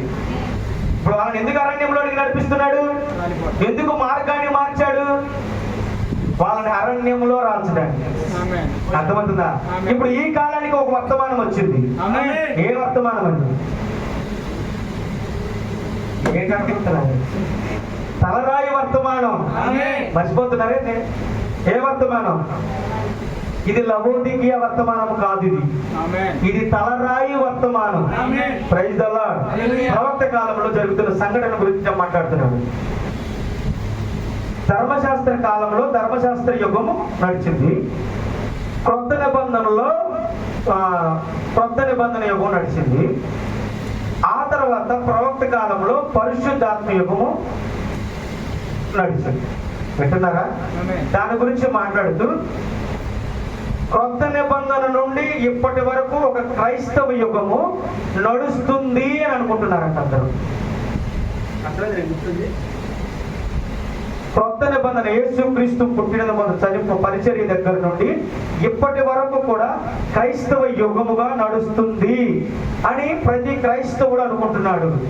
కానీ ప్రవక్త అంటున్నాడు, ఆ క్రైస్తవ యుగం అనేది యేసుక్రీస్తు యొక్క పరిచర్య 3.5 సంవత్సరాల వరకే నడిపించబడింది. క్రీస్తు మరణించి తిరిగి లేచి వెళ్ళిపోయిన తర్వాత నుంచి మేడగది అనుభవంలోని మీరు ప్రవేశించిన దగ్గర నుండి ఇప్పుడు సంఘము ఏ యుగంలోనికి వచ్చిందంటే పరిశుద్ధాత్మ యొక్క యుగంలోనికి వచ్చింది. క్రైస్తవ యుగం కాదు ఇప్పుడు పరిశుద్ధాత్మ యుగం అని అంటాడు ప్రవక్త. ఇప్పుడు ప్రవక్త కాలం వరకు అవే కాలాలు అలా నడుచుకుంటూ వచ్చాయి. జాన్విస్లీ యుగం, కొలంబా యుగం వచ్చినాయా? ఇప్పుడు ప్రవక్త కాలంలో ఇప్పుడు మనం పరిశుద్ధాత్మ యుగంలో ఉన్నాము అంటాడు ప్రవక్త కాలం. 52వ సంవత్సరంలో చెప్తాడు అన్నమాట. ఇప్పుడు కూడా పరిశుద్ధాత్మ యుగమేనా? ఇప్పుడు ఆ పరిశుద్ధాత్మే తలరాయిగా ప్రత్యక్షమైన తలరాయి యుగం. యుగం మారింది, తరం మారింది. మీకు అర్థమవడానికి దీని గురించి ప్రవక్త మాట్లాడుతూ సూర్యుడు ఉదయించాడు, మనిషి కుమారుడిగా సూర్యుడు ఉదయించాడు. సూర్యుడు ప్రజలందరి మీద ప్రకాశిస్తున్నాడు. సూర్యుడి యొక్క వెలుగు ఒక రకముగా ఉంటుంది, సూర్యుడి యొక్క వెలుగు ఒక ప్రకాశవంతమైనదిగా ఉంటుంది. ఇప్పుడు ఆయన సూర్యుడిగా ఉదయించి అస్తమయం అవుతున్నాడు. అస్తమయం అయిన తర్వాత పరిశుద్ధాత్ముడు చంద్రుడిగా వస్తున్నాడు. ఇప్పుడు పరిశుద్ధాత్ముడు ఎవరంటే చంద్రుడిగా ప్రకాశించే వెలుగు. ఈ పరిశుద్ధాత్ముడు ఎవరు అంటే చంద్రుడు ఏ వెలుగు నుండి అయితే వెలుగును తీసుకుంటాడో, అర్థమవుతుందా? చంద్రుడి మీద ప్రకాశించే వెలుగు ఎవరిది? సూర్యుడి వెలుగేనా?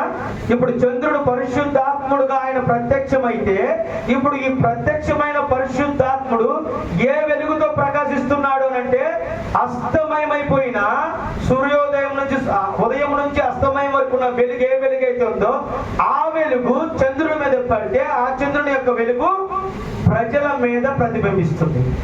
ఇప్పుడు యేసుక్రీస్తు దేవుడి యొక్క నీతి సూర్యుడైన ఆయన యొక్క వెలుగు పరిశుద్ధాత్మ మీద ప్రకాశిస్తే ఇప్పుడు పరిశుద్ధాత్మ యొక్క వెలుగు ఆయన భార్య మీద, ఆయన వధువు మీద ప్రకాశిస్తుంది. ఇప్పుడు ఇదేంటి కొంచెం కన్ఫ్యూజ్ గా ఉంది. దేవుడి వెలుగేంటి, పరిశుద్ధాత్మని వెలుగేంటి, ఆయన వెలుగు ఈయన తీసుకోవడం ఏంటి, ఈయనకు వెలుగు లేదా అంటే ఇద్దరున్నారా? సరే ఇద్దరున్నారా అనుకో. ఇప్పుడు పరిశుద్ధాత్ముడు యేసు ప్రభు వెలుగు తీసుకోవడం ఏంటి? వెలుగంటే ఏంటి? వాక్యం. నేను లోకమునకు వెలుగై ఉన్నాను, ఆయనే వాక్యమై ఉన్నాడు. ఇది తెలుసు కదా. ఇప్పుడు యేసు ప్రభు అంటాడు శరీరధారిగా భూమి మీద ఉన్నప్పుడు, నేను బోధించిన వాటిలో నుండే వాటిని తీసుకొని మీకు బోధిస్తాడు. ఇప్పుడు వేటిని, ఏ వెలుగును తీసుకోవాలి, ఏ వెలుగు ద్వారా ప్రకాశించాలి అంటే ఈయన మొదటిగా ఏ వెలుగునైతే ప్రకాశింపజేశాడో ఆ వెలుగునే తీసుకొని ప్రకాశించాలి. అయితే పూర్తిగా ప్రకాశించకూడదు, ఆయన ఒక సంచికరువుగా ప్రకాశించాలి. అర్థమవుతుందా? సంచికరువు అంటే అడ్వాన్స్, కొంతవరకే ప్రకాశించాలి. పరిశుద్ధాత్ముడు కొంతవరకే ప్రకాశించాలి. అర్థమవుతుందా? ఎప్పటి వరకు ప్రకాశించాలి అంటే మరలా ఆ సూర్యుడు ఉదయించే వరకు. ఎప్పటి వరకు? పరిశుద్ధాత్ముడు ఎప్పటి వరకు ఉదయించాలి, ఎప్పటి వరకు వెలుగును ప్రకాశించాలి అంటే నీతి సూర్యుడు ఉదయించే వరకు. Praise the Lord. నీతి సూర్యుడు ఎప్పుడు ఉదయిస్తాడు? ఉదయించాడా? సాయంకాలమున మీకు వెలుగు కలుగును. ఇప్పుడు ఆ నీతి సూర్యుడు ఉదయించే వరకే పరిశుద్ధాత్ముడు ఉండాలి. పరిశుద్ధాత్మ యొక్క వెలుగు ఉంటుంది. ఎప్పుడైతే నీతి సూర్యుడు రంగం మీదకి వచ్చాడో, నీతి సూర్యుడు ప్రకాశించడం మొదలు పెడతాడో ఇప్పుడు పరిశుద్ధాత్మ యుగము ముగించబడింది. చంద్రుని యొక్క కాలం ముగించబడింది. ఇప్పుడు ఏ యుగం యుగంలోనికి ప్రవేశించామనంటే తలరాయి యుగంలోనికి ప్రవేశించాం. నీ కాలాన్ని, నీ కాలం యొక్క వర్తమానాన్ని నువ్వు గుర్తిస్తే ఖచ్చితంగా నువ్వు ఆ వెలుగుతో నింపబడతావు. అన్ని వాక్యాలు ఒకటే కాదు, అన్ని లేఖనాలు ఒకటే కాదు. ప్రతి కాలానికి ఆది కాలం నుంచి ప్రకటన గ్రంథం వరకు మనం చూస్తే నీ కాలానికి సంబంధించిన లేఖనాలు ఉన్నాయి. నువ్వు ఈ కాలంలో నెరవేర్చబడే లేఖనాలు ఉన్నాయి. వాటిని చూడు. మహావేశ ఏ కాలంలో జరగాల? ఆర్భాటం ఏ కాలంలో జరగాలి? మనిషి కుమారుని యొక్క పరిచర్య నోవహు దినాల్లో జరిగినట్టుగా, లోతు దినాల్లో జరిగినట్టుగా ఏ కాలంలో జరగాలి? అవన్నీ నీ కాలంలోనే అవి నెరవేర్చబడాలి. ఆ లేఖనాలు నీ కదా, అవి అదృశ్యమైన వాగ్దానాలు. ఆ వాగ్దానాలను చూస్తూ నీ ముందుకు వచ్చిన సూచన కనుక నువ్వు చూడగలిగితే, నీ ముందుకు వచ్చిన వాగ్దాన దేశాన్ని కనుక, వాగ్దాన దేశం వచ్చిందా మీకు? ఏంటిది? నీ థియోఫనీ చూసుకున్నావా? ప్రవక్త అన్నాడు, నా థియోఫనీ ఆ మేఘంలో నేను చూసుకున్నాను, ఆయనతో పాటు నా దేహము కూడా వచ్చింది. అందుకని మనకి తెస్సలోనికి రాసిన పత్రికలో ఆయన పరిశుద్ధులను ఆయన వెంట పెట్టుకుని వస్తాడన్నాడు. అన్నాడా? మరి 1963లో పరిశుద్ధులను వెంబడ పెట్టుకొని వచ్చాడా? పరిశుద్ధులను వెంబడ పెట్టుకొని వచ్చాడా రాలేదా? నీ థియోఫనీ పరిశుద్ధుడు కదా, నా థియోఫనీ పరిశుద్ధుడు కదా, ప్రవక్త థియోఫనీ పరిశుద్ధుడు కదా. ఇంకో విషయంలో ఉంటాం, 7 దూతలు వచ్చారా? ఈ 7 ఎవరు? పరిశుద్ధులు కదా. వీరు 7 పరిశుద్ధులు చనిపోయిన వారు కదా. చనిపోయిన వారిని నేను వెంట పెట్టుకొని వస్తానన్నాడు. అన్నాడా? మరి వాటిని చనిపోయిన పౌలుని, చనిపోయిన కొలంబాని, చనిపోయిన మార్టిన్ని 7 దూతలు వెంబడ పెట్టుకొని రాలేదా? 7 దూతల ప్రవక్త చనిపోయాడా? వింటున్నారా? ప్రవక్త చనిపోయాడా? చనిపోయిన 6 బ్రతికున్న ప్రవక్త యొక్క థియోఫనీ. ఇప్పుడు మొత్తం ఏకమయ్యారు అక్కడ. అంటే చనిపోయిన వారు ఉన్నారు, బ్రతికున్న ప్రవక్త కూడా అక్కడ ఉన్నాడు. మరి ఇది కాదా రాకడ? ఇంకేంటి రాకడ? రాకడ ఎలా ఉంటుంది? చనిపోయిన వారు, బ్రతికున్న వారు కలిసి ఆయన ఎదుర్కొంటారు. ఎదుర్కోలేదా? జరగలేదా? ఇంకేంటి? ఇప్పుడు నువ్వు మార్పు చెందాలి. ఇప్పుడు ప్రవక్త అంటాడు 40 రోజులు ఆయన భూమి మీద. ప్రధాన దూత శబ్దము, దేవుని బోర, ఇవి 40 రోజులు భూమి మీద జరుగుతాయి చెప్పాడా? ఇప్పుడు 40 రోజులు ఒకేసారి మార్పు చెందుతారా అంటే, ఆర్భాటం జరుగుచుండెను. చాలు, జరుగుతుందా? ఒక శుభోదయాన 6-9 మధ్యలో. చాలు. ఇప్పుడు ఒక శుభోదయము 6-9 మధ్యలో ఆయన ఎత్తబాటు జరగాలి అని అంటే, మన ఎత్తబాటు జరగాలి అని అంటే, ఇప్పుడు మనకు 6-9 ఇప్పుడు అయింది అనుకోండి. అమెరికా వాళ్ళకి ఎప్పుడు అయింది? 6-9 అవుతుందా ఇప్పుడు? మరి వాళ్ళు ఎత్తబడాలి అంటే ముందు నువ్వు మార్పు చెందాలి. నీ శరీరము నువ్వు మార్చబడాలి. నువ్వు అక్షయ శరీరులుగా మనం మార్చబడాలి. ఆ తర్వాత అమెరికా వాళ్ళు మార్చబడతారు. ఆ తర్వాత 6-9 అయిన దేశం మార్చబడుతుంది. ఆ తర్వాత 6-9 అయినప్పుడు వాళ్ళు మార్చబడతారు. ఈ విధంగా వారి శరీరాలు మార్చబడడానికి 40 రోజులు పడుతుంది. ఓకేనా? ఇప్పుడు ప్రవక్త అక్కడ అపోస్తులు కనబడ్డారా? వారి థియోఫనీలతో, వారి మహిమ దేహాలతో వారు వచ్చారా? వాక్య శరీరాలతో వారు వచ్చారా? మహిమ దేహంగా ఇంకా మార్చబడ్డా వాక్య దేహాలతో వారు వచ్చారా? ఇప్పుడు ప్రవక్త యొక్క వాక్య దేహాన్ని చూసుకుంటున్నాడా? ఇప్పుడు వాళ్ళు చూసుకున్నారు, నువ్వు చూసుకోబోతున్నావు. ఇంకా 6-9 మొదలవదా? ఆర్భాటం జరుగుతుంది, కానీ 6-9 ప్రధాన దూత శబ్దం, దేవుని బోర ఇంకా జరగల. అవి జరగడానికి సిద్ధంగా ఉన్నాయి. అవి ఎప్పుడు జరుగుతాయి అంటే ఆర్భాటం పూర్తవ్వాలి. ఈ ఆర్భాటం ఎప్పుడైతే పూర్తవుతుందో చనిపోయిన వారిని నువ్వు చూస్తావు. అందరినీ కాదు, చనిపోయిన వారంటే నేను రోజు చూస్తున్నాను, చచ్చిపోయిన వారిని పళ్ళ మీద తీసుకెళ్తున్నారు, అలా కాదు. చనిపోయిన వారు మహిమ దేహంలో లేచి నీ ముందుకు వస్తారు. ఎవరు ముందుకు వస్తారు? ఎవరైతే మార్చబడడానికి దేవుని చేత ఎన్నిక చేయబడ్డారో వారి ముందుకే వస్తారు, వారికే కనబడతారు. అందరికీ కనబడరు. ఇప్పుడు నీకు కనబడ్డప్పుడు, ఉదాహరణకి ప్రవక్త చచ్చిపోయాడు కదా మనకి. ఇప్పుడు ప్రవక్త నా ముందుకు వచ్చాడు, నేను ప్రవక్తతో మాట్లాడుతున్నా. మీలో ఎవరికి కనబడుతుందా? మీరేమంటారు? నన్ను పిచ్చి పట్టింది. ప్రవక్తని వీడికి వెర్రి పట్టిందంట. నేను ఆయనతో మాట్లాడతానంట. పీచ్ స్టేజ్కి చేరిందిరా అంటారా. ఇక అలా అలా అలా అలా ఉన్నప్పుడు కొన్ని రోజుల తర్వాత దేవుడు నన్ను ఒంటరిగా తీసుకెళ్తాడు ఒక ప్రాంతానికి. ఒక మార్గంలో ఒంటరిగా ఉన్న స్థలానికి తీసుకుని వెళ్తాడు. ఇప్పుడు ఎందుకు తీసుకుని వెళ్తాడంటే, ఇప్పుడు నేను శరీరం మార్పు చెందే గడి వచ్చింది. ఇప్పుడు ఏలి ఎక్కడ మార్పు చెందాడు? అందరిలోనో ఒక ఒంటరిగా. ఇప్పుడు ఆయన శరీరాన్ని అగ్ని రథాల మీద వచ్చి తీసుకుని వెళ్ళడానికి, ఆయన శరీరాన్ని మార్చడానికి దేవుడు ప్రాంతాలు తీసుకొని పోతున్నాడు ఒంటరిగా ఉండటానికి. ఏ శిష్యుల మధ్యలో అగ్ని రథాలు అక్కడ దిగకూడదా? అగ్ని రథాలు అతను ఉన్న ప్రాంతంలోనికి రావచ్చు కదా. ఒంటరిగా నిన్ను తీసుకొని పోతాడు. ఒంటరిగా ఉన్నప్పుడే నీ శరీరాన్ని మారుస్తాడు. ఇప్పుడు మీ అందరికి వచ్చే ఆలోచన ఏంటి? ఏడు విక్రమాలు, మా ఆయన ఏడి, మా డాడీ ఏడి, మా తమ్ముడేడి, మా బావేడి, మా బామ్మర్తేడి, వీళ్ళందరూ అడుగుతుంటే నేనంటే ఇష్టం లేని వాళ్ళు కొంతమంది ఏమంటారు, పిచ్చి స్టేజ్కి చేరి ఏ కొట్లో పట్టాడు, ఏ పిచ్చి పెట్టి ఏ దేశాలు దెబ్బలు తిరుగుతున్నాడు, ఏ ట్రైన్ ఎక్కిపోయాడు. ఇంక వీళ్ళు నా మీద ప్రేమ సాగు వీళ్ళు ఏం చేస్తారంటే, అయ్యా మా ఆయన తప్పిపోయాడు, మా బామ్మర్ది మా తమ్ముడు తప్పిపోయాడే, కొంచెం ఎదిగి పెట్టాలని కోర్టులో కేసు, పోలీస్ స్టేషన్లో కేసు నమోదు చేస్తాం. ఈ విధంగా ఉంటుంది. సాధారణముగా నీ యొక్క మార్పు అలా ఉంటుంది. అర్థమవుతుందా? ఇప్పుడు అక్కడ నుంచి బయలుదేరారు. ఎక్కడికి? అరణ్యంలోకి వెళ్ళారు. ఆ తర్వాత అక్కడ అరణ్యంలో వారు రాలిపోయారు. ఇప్పుడు అక్కడ సంభవించిన సంఘటన ఏమిటి అని అంటే తీర్పు. ఈ కాలంలో తీర్పు జరిగిందా లేదా చూద్దామా? ఈ కాలాన్ని కూడా మరి మనం సొంతగా చెప్పుకున్నట్టు ఉండకూడదు కదా. ప్రవక్త చెప్పాడా, ప్రవక్త కోర్స్ ఉన్నాయంటారు కదా మన వాళ్ళు. మీకు కొన్ని రెఫరెన్స్లు ఇస్తాను.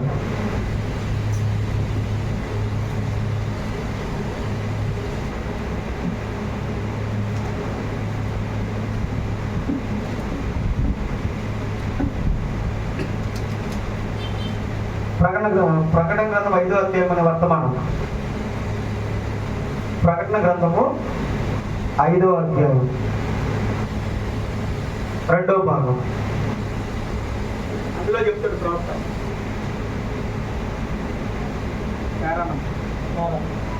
101. ప్రకటన గ్రంథము 5వ అధ్యాయము 2వ భాగం అనే వర్తమానంలో 101వ పారాగ్రాఫ్ లో ఇలా చెప్తున్నాడు. చివరిది ప్రకటన 10వ అధ్యాయమును. పాదము భూమి మీదను, పాదము సముద్రముపై మోపి కాలము సమాప్తమాయను, విమోచన ముగించబడింది. మరి ఇప్పుడు ఆయన ఒక సింహము వలె వచ్చును. ఒకప్పుడు ఆయన ఒక గొర్రె పిల్లగా ఉండెను, కానీ ఇప్పుడు ఆయన యోధా గోత్రము సింహముగా వచ్చుచున్నాడు. విమోచన ముగించబడిందంట. విమోచన ముగించబడింది అనే ఒక పదము కాదు, అక్కడ రాయబడ్డ పదాన్ని కాదు. విమోచన ఎప్పుడు ముగించబడింది అంటే, ఒక పాదము సముద్రం మీద, ఒక పాదము భూమి మీద పెట్టి ఇక సమయం ఉండదు, ఇక ఆలస్యం ఉండదు అని శబ్దము ఎప్పుడైతే సింహముగా ఆయన వచ్చి పలుకుతాడో అప్పుడు విమోచన ముగించబడింది అంటున్నాడు ప్రవక్త. అది జరిగిందా? ప్రకటన 10వ అధ్యాయంలో ఒక భూమి మీద పాదము, ఒక పాదము సముద్రం మీద మోపి సింహము గర్జించినట్లు గొప్ప శబ్దముతో ఆర్భటించాడు. ఆర్భటించాడా? ఆయన ఎప్పుడైతే ఆర్భటించాడో విమోచన ముగించబడెను అన్నాడా? ఇప్పుడు ఇంకా విమోచన ఉందా? మా దగ్గర లేదు, నీకుంది. తీర్పు ఉంది, తీర్పు జరుగుతుంది. అర్థమవుతుందా? నెక్స్ట్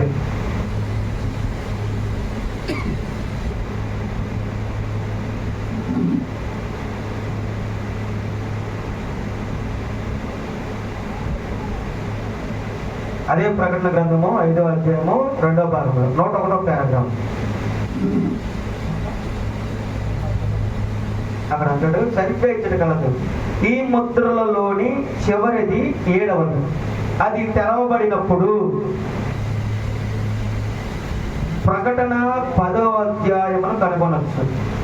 అచ్చట ఒక బలిష్ఠుడైన దూత, అది క్రీస్తే, క్రిందికి దిగి వచ్చి ఒక పాదము భూమి మీదను మరి ఒక పాదము సముద్రం మీదను మోపి ఆయన తన చెయ్యిని ఆకాశము తట్టు ఎత్తి, ఆ దినము సమాప్తమైనది, కాలము సమాప్తమైనది, సమస్తము సమాప్తమైనది, ఇక ఆలస్యం ఉండదు అని చెప్తున్నాను. కానీ మీకు అర్థం కాదా? చెప్తాను. ఈ ముద్రలోని చివరి ముద్ర, చివరిదేంటి? ముద్రలో చివరి ముద్ర, ఏడో ముద్ర ఏంటి?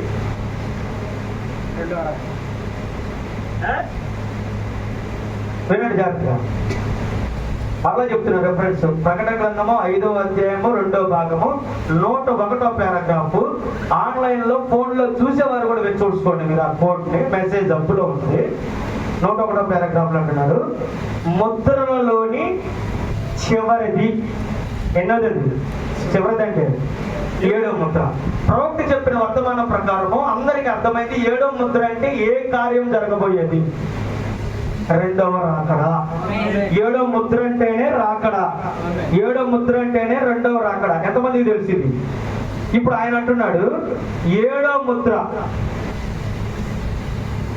చూడండి, 7వ ముద్ర అంటే ఈ ముద్రలోని చివరిది, 7వది. ఆయన తెరవబడినప్పుడు, అది తెరవబడినప్పుడు ఒక బలిష్ఠుడైన దూత క్రిందికి దిగొస్తాడంట. ఏ ముద్ర తెరవబడేటప్పుడు? ఏ ముద్ర? 7వ ముద్రలో జరగాల్సిన కార్యం ఏంటి? ఆయన రాకడగా, పెండ్లి కుమారుడుగా రావాల్సిన రాకడ. వింటున్నారా? జాగ్రత్తగా వినండి, కొంచెం జాగ్రత్తగా వినండి. 7వ ముద్ర రెండవ రాకడ అని చెప్తాడు ప్రవక్త. 7వ ముద్ర దేవుడు పెండ్లి కుమారుడుగా తన భార్యను స్వీకరించడానికి వచ్చే రాకడ 7వ ముద్ర. ఇప్పుడు ప్రవక్త అంటున్నాడు ఈ 7వది, చివరిది, ఒక బలిష్ఠుడైన దూతగా ఆయన క్రిందికి దిగి వస్తున్నాడు. అది 7వ ముద్రలో జరిగే కార్యం అంటున్నాడు. ఒక పాదము భూమి మీద, ఒక పాదము సముద్రం మీద పెట్టింది. ప్రకటన 10. అయితే ఆ ప్రకటన 10 7వ ముద్ర అంటున్నాడు ప్రవక్త. అర్థమైందని చెప్పింది. 7వ ముద్రే ప్రకటన 10 అంటున్నాడు. ఇప్పుడు ఆ ప్రకటన 10 రాకడ కాదని ఈ లేఖనాన్ని బట్టి నిరూపించవచ్చు. ఇప్పుడు ప్రకటన 10 ఏంటి? ఆయన రాకడ. 7వ ముద్ర అంటున్నాడు, రాకడను మనం అనొద్దు. ప్రకటన 10 7వ ముద్రగా బలిష్ఠుడైన దూతగా ఆయన దిగొస్తాడు ప్రకటన 10లో. రాకడని అనొద్దు. ఇప్పుడు 7వ ముద్ర ఏమంటున్నాడు ప్రవక్త?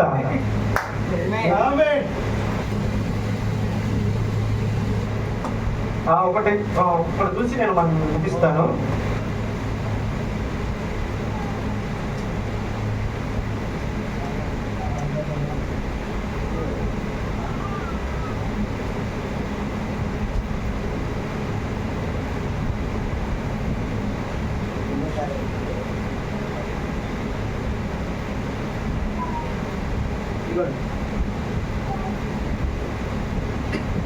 బోర్ల పండుగ వర్తమానం 64వ సంవత్సరం, 64వ సంవత్సరం, సారీ 64/07/19 మార్నింగ్ బోర్ల పండుగ 72వ పేర. ఇందులో చెప్తున్నాడు, ఇంకా ఆ 7వ ముద్ర విప్పబడలేదని మీరు ఎరుగుదురు, అది ఆయన యొక్క రాకడ. నువ్వు అర్థమయ్యేటట్టు చెప్పు. ఇందాకేమో ప్రకటన 10లో 7వ ముద్ర విప్పబడింది అన్నావు. మరి ఇక్కడ ఏమంటున్నాడు బోర్ల పండుగలో? ఇంకా ముద్ర విప్పబడలేదు. ఆ 7వ ముద్రే రెండో రాకడ. అది విప్పబడింది అని అంటే రెండో రాకడ వచ్చింది అని అర్థం. కానీ అది విప్పబడలేదు అంటున్నాడు ప్రవక్త. కానీ ఇందాక చెప్పిన దాంట్లో ప్రకటన 10 7వ ముద్ర అంటున్నాడు. అవునా? ఇప్పుడు చూద్దాం, అసలు 7వ ముద్ర విప్పబడిందా, విప్పబడలేదా, విప్పబడాలా? అసలు దానితో మనకెందుకు అంటారా? మనం 4వ ముద్రలోనే ఉన్నాము. 4వ ముద్రలోనే ఎత్తబడదాం అనుకుంటున్నారా? 7వ ముద్రే నిన్ను నిత్యత్వంలోనికి తీసుకుని వెళ్ళింది. 7వ ముద్ర యొక్క బయలుపాటే ప్రకటన 10. అయితే అది విప్పబడలేదు అంటున్నాడు. చూద్దాం ఇంకా 63 సంవత్సరం 03/24 ఈవినింగ్ చెప్పిన మెసేజ్. 7వ ముద్ర 132వ పేర 63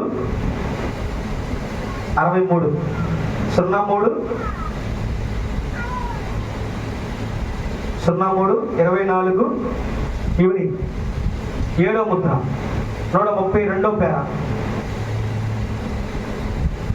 ఓకేనా? దాంట్లో ప్రవక్త చెప్తున్నాడు, దాన్ని చదువుతున్నాడు చూడండి. దేవుని కృప వలన ముద్రింపబడిన 6 ముద్రల యొక్క మర్మములన్నీ తెలుసుకున్నాము. మరియు 7వ ముద్ర బహిరంగముగా బయలుపరచబడదని మనము ఇక్కడ గ్రహించుచున్నాము. అది ఆయన రాకడ. ఏమవుదంట? అది బహిరంగముగా బయలుపరచబడదు. అర్థమవుతుందా? ఇప్పుడు అది ఎలా బయలుపరచబడింది? రహస్యంగా, వ్యక్తిగతంగా బయలుపరచబడేది ఈ 7వ ముద్ర యొక్క బయలుపాటు. అందుకని ప్రవక్త 7వ ముద్ర విప్పబడింది అని అంటే ఎండ్ టైంలోకి వచ్చిన ప్రతి ఒక్కళ్ళు ముద్ర తెరవబడింది అని బోధిస్తారు. ఇప్పుడు యేసుక్రీస్తు నేను దేవుణ్ణి అని ఇక్కడ చెప్పుకున్నాడా? చెప్పుకోలేదు. కాబట్టి ఆయన దేవుడు కదా. ఆయన ఇండైరెక్ట్ గా చెప్పాడా? విశ్రాంతి దినానికి నేను ప్రభువుని అన్నాడు. ఇప్పుడు ఆయన దేవుడని కదా. లాజరు బయటికి రాని పిలిచాడు. మరణాన్ని ఓడించి ఆయనను లేపిన ఈయన దేవుడు కదా. ఇప్పుడు ఏం తెలియజేస్తుంది? ఏమి 5 రొట్టెలు 2 చేపలు 5,000 మందికి పంచిపెట్టాడు. ఆహారము కొద్దిగా ఉన్న ఆహారాన్ని సమృద్ధిగా సృష్టించిన వాడు సృష్టికర్త కాడా? దెయ్యాలతో పీడించబడుతున్న వారిని, దెయ్యాల మీద అధికారం కలిగిన వాడు దేవుడు కాదా? బయలుజెబూబు అవుతాడా? దేవుని యొక్క కార్యాలను, ఆయన యొక్క పరిచర్యను బట్టి, ఆయన వర్తమానాన్ని బట్టి, ఆయన ఏమై ఉన్నాడో, ఏమి బోధిస్తున్నాడో ఆ కాలంలో తెలుసుకోగలిగిన వారు కొంతమంది ఉన్నారు. అందరూ తెలుసుకోవాలా? ఆది కాండం నుంచి మలాకి గ్రంథం వరకు కంఠ పదంగా చదవగలిగిన పరిచర్యులు, శాస్త్రులు, సద్దుకైలు, పీఠాధిపతులుగా పేరు ప్రఖ్యాతులు పొందిన గమలీయులు కూడా మెస్సియాని చూచుటలో విఫలమైపోయారు. కారణం ఏంటంటే వీరికి ఒక సొంత ఆలోచన ఉంది, సొంత అభిప్రాయాలు ఉన్నాయి. దేవుడు మెస్సయ్య మొదటి రాకడలో ఎలా వస్తాడో అదే దృష్టికోణంలో ఆయన రావడాన్ని చూస్తున్నారు, ఆయన వస్తాడని చూస్తున్నారు. ఆయన ఒక లేవి గోత్రంలో నుంచి ఒక యాజకుడుగా, ప్రధాన యాజకుడు అని చెప్పుకున్నాడు కదా. అయితే ప్రధాన యాజకుడుగా లేవి గోత్రం నుంచి వస్తాడనుకున్నారు. లేదా దావీదు కుమారుడుగా కాబట్టి దావీదు వంశంలో నుండి, యోధా వంశంలో నుంచి వస్తాడనుకుంటున్నాడు. ఒక రాజు యొక్క కుమార్తె వంశంలో నుంచి వస్తాడనుకుంటున్నాడు. ఒక కన్యక ద్వారా, పవిత్రురాలైన కన్యక రాజు కుమార్తె యొక్క గర్భముల నుండి వస్తాడని వీరి ఆలోచన, వీరి సొంత అభిప్రాయాలను వాక్యం మీద వృద్ధి ప్రజలందరి సంఘానికి, విశ్వాసులకి అందరికి వృద్ధి పడేశారు. ఇప్పుడు ఆయన ఎలా వస్తున్నాడంటే, ఆ యెహోవా ఒక సామాన్యమైన వడ్రంగి వాణి యొక్క వంశములో నుండి వస్తున్నాడు. ఏ పేరు ప్రఖ్యాతులు లేనివాణిగా వస్తున్నాడు. Praise the Lord. దేవుడు ఆయన వాక్యాన్ని నెరవేర్చడంలో ఆయన స్థిరత్వం కలిగిన వాడిగా ఉంటాడు. కానీ స్థిరత్వం లేనివాడు ఎవడు అంటే మానవుడే. ఈ మానవుడు అతడు కలిగి ఉన్న ఆలోచనకి వీడు చెప్పింది వింటాడు, వాడు చెప్పింది వింటాడు, ఇంకొక బోధకుడు చెప్పింది వింటాడు, అందరు చెప్పింది వింటాడు. కానీ అసలైన వాక్యం ప్రత్యక్షపరచబడేటప్పుడు వాడు చూడలేని గుడ్డోడిగా మారిపోతాడు. అదే జరిగింది. ఆ కాలంలో కూడా అవే జరుగుతున్నాయి. వాళ్ళందరూ వాళ్ళ యొక్క సొంత అనువాదాలను ప్రజల మీద రుద్దారు. ఇప్పుడు ఆయన ఎలా వస్తాడు? గుర్రం మీద రావాల్సిన రాజకుమారుడు గాడిద మీద వస్తాడని చూస్తున్నారు. ఈయనేమో సామాన్యమైన వడ్రంగవాణిగా గాడిద మీద ఎక్కువస్తున్నాడు. ఏం చూస్తున్నాడు? ఏం జరుగుతుంది అక్కడ? మరి ఆయన వచ్చినప్పుడు శిష్యులకు ఆయన ప్రమాణ వాక్యమును ముద్రించి శిష్యులకు అప్పగిస్తాడని ఉంది కదా. మరి ఆయన ఇంకా ఇవ్వలేదే. అర్థమవుతుంది నేను చెప్పేది? ఆయన గాడిద మీద వస్తుంటే అక్కడున్న పరిచర్య, శాస్త్రులు, సద్దుకైలు ఆయన మొదటి రాకడలో వచ్చినప్పుడు ప్రమాణ వాక్యాన్ని ముద్రించి తన శిష్యులకు అప్పగిస్తాడని లేఖనం ఉంది. మరి ఇచ్చాడా? ఇవ్వలా. మరి ఇవ్వనప్పుడు ఈయనంట మెస్సయ్య అవుతాడు. అది ఇంకా పూర్తవలా. అది జరగబోయే కాలం ఉంది. ఆయన లేఖనంలో రాయబడ్డ క్రమం చొప్పున, నీ క్రమం కాదు, నీ ఆలోచనకు తగినట్టుగా కాదు, ఆయన వాక్యంలో ఏదైతే రాయించాడో దానిని నెరవేర్చుకుంటూ ఆ క్రమంలోనే ఆయన వస్తాడు. ఇప్పుడు ఆయన గాడిద మీద వెళ్తుంటే మరి ఆయన ఎముకల్లో ఒక ఎముక కూడా ఇరగకూడదు కదా. మరి ఈయన ఎముకలు ఈయనకి ఏమైనా ఇరిగినాయా, ఇరగలేదా? అసలు ఈయన మరణానికి అప్పగించలా, ఈయన ఇంకా గుంట్లోనే పెట్టలా, ఈయన ఇంకా పాతాళంలోనికే వెళ్ళనివ్వలేదు. మెస్సయ్య వచ్చినప్పుడు మరి ఈ కార్యాన్ని చేస్తాడని ఉందిగా. అది నెరవేర్చబడే గడియ ఇంకా రాలా. ఆయన ఏ లేఖనమునైతే ఇప్పుడు నెరవేర్చాలని రాయబడ్డదో ఆ లేఖనాన్ని నెరవేరుస్తున్నాడు. ఆ లేఖనం పూర్తయిన తర్వాత ఏ లేఖనం నెరవేర్చాలో నువ్వు అనుకున్న ఆ ప్రమాణ వాక్యాన్ని ముద్రించి తన శిష్యులకు అప్పగించే గడి వచ్చినప్పుడు ఆ లేఖనాన్ని నెరవేరుస్తాడు. ఆయన పాతాళంలో ఆయనను విడిచిపెట్టడు అన్న లేఖనము ఆయన చనిపోయిన తర్వాత పాతాళంలోనికి వెళితే గాని అప్పుడు ఆ లేఖనం నెరవేర్చబడదు. Praise the lord. మరి ఇప్పుడు ఆయన రెండో రాకడలో వచ్చినప్పుడు మొట్టమొదటిగా చేయాల్సిన కార్యం ఏంటి? ఆయన గురించి మొదటి రాకడలో రాయబడ్డాయి ప్రవచనాలన్నీ. రాయబడ్డాయా? ఆయన బెత్లెహేములో పుడతాడు, నజరేతులో పెరుగుతాడు, అలా చేస్తాడు, ఇలా చేస్తాడు, అన్ని రాయబట్టి ఇవన్నీ సంభవిస్తున్నాయి. మరి రెండో రాకడకు సంబంధించిన ప్రవచనాలు నీకు బైబిల్లో ఉన్నాయా? చదివావు ఎప్పుడన్నా రెండో రాకడకు సంబంధించిన లేఖనాలు? అసలు రెండో రాకడ, రహస్య రాకడ రెండు ఉన్నాయా నీకు తెలుసా? రహస్య రాకడ లేఖనాలు నీకు తెలుసా? రెండో రాకడ లేఖనాలు నీకు తెలుసా? ఎంత ధన్యులండి. వాటన్నిటిని బయలుపరిచాడు దేవుడు. ఎందుకు బయలుపరిచాడు అంటే వేరు చేయడానికి. వీళ్ళు ఎంత వ్యక్తులుగా ఉన్నారు, వీళ్ళు ఎంత ప్రజలుగా ఉన్నారు. ఇప్పుడు నీ నుండి వారు వేరవ్వాలా, వారి నుండి నువ్వన్నా వేరవ్వాలా. వేరైతే గాని నీ వాగ్దాన దేశానికి సమీపముగా నువ్వు వెళ్దాం. అక్కడ జరిగిందే మరలా ఇక్కడ జరగాలి. జరుగుతుందా? ఇప్పుడు అక్కడ వారిని వాగ్దానానికి నడిపించిన దేవుని యొక్క శక్తి ఇప్పుడు ఇక్కడ నిన్ను నడిపించే శక్తి తగ్గుతుందా? అదే శక్తి నేను స్టార్టింగ్ లో చెప్పాను మీకు. ఈ పాయింట్ గుర్తుందా? దేవుడు ఎక్కడైనా మొదటిలో సంభవించిన సంఘటన, అక్కడ దేవుడు ఒక కార్యం చేస్తే అబ్రహాము శారాలకు గర్భఫలం ఇస్తే జకరియా ఎలిజబెత్తులకు కూడా దేవుడు వృద్ధాప్యంలో వాగ్దానం చేయబడిన సంతానాన్ని యోహాన్ని ఇచ్చాడు. ఇప్పుడు ఇశ్రాయేలీల అరణ్యంలో వాగ్దాన దేశాన్ని స్వతంత్రించుకునే ఒక గుంపుని దేవుడు వారిని నడిపిస్తే వారి పక్షాన ఉంటే ఇప్పుడు ఈ గుంపుకి ఏ సూచన అయితే చూశారో ఆ సూచన చూసే గుంపుకి ఆయన తోడుండొద్దా? వేరు చెయ్యొద్దా? అదే వర్తమానము, అదే ప్రవక్త, అదే బాప్తిస్మం అన్నీ అయ్యాయి. కానీ మారుతుంది. వాగ్దానాన్ని స్వతంత్రించుకునే గుంపు వేరు, స్వాస్థ్యాన్ని పొందే గుంపు వేరు. మారుతున్నారా? ఇప్పుడు మీరు చూస్తున్నారా మీ స్వాస్థ్యాన్ని? మీరు చూస్తున్నప్పుడు మీకు కనబడే లేఖనాలు, రహస్య రాకడ లేఖనాలు ఏంటి? వధువును తీసుకొని వెళ్ళిపోయే లేఖనాలు. మొదట భ్రష్టత్వం సంభవించి నాశన పాత్రులకు పాప పురుషుడు బయలుపడితేనే గాని ఆ దినము రాదు. నోవహు దినముల్లో ఉండినట్లుగా, లోతు దినముల్లో ఉండినట్లుగా మనిషి కుమారుని యొక్క దినములలో ఉండును. ఉండాలా? ఇవి రహస్య మన రాకడకు లేఖనాలేనా?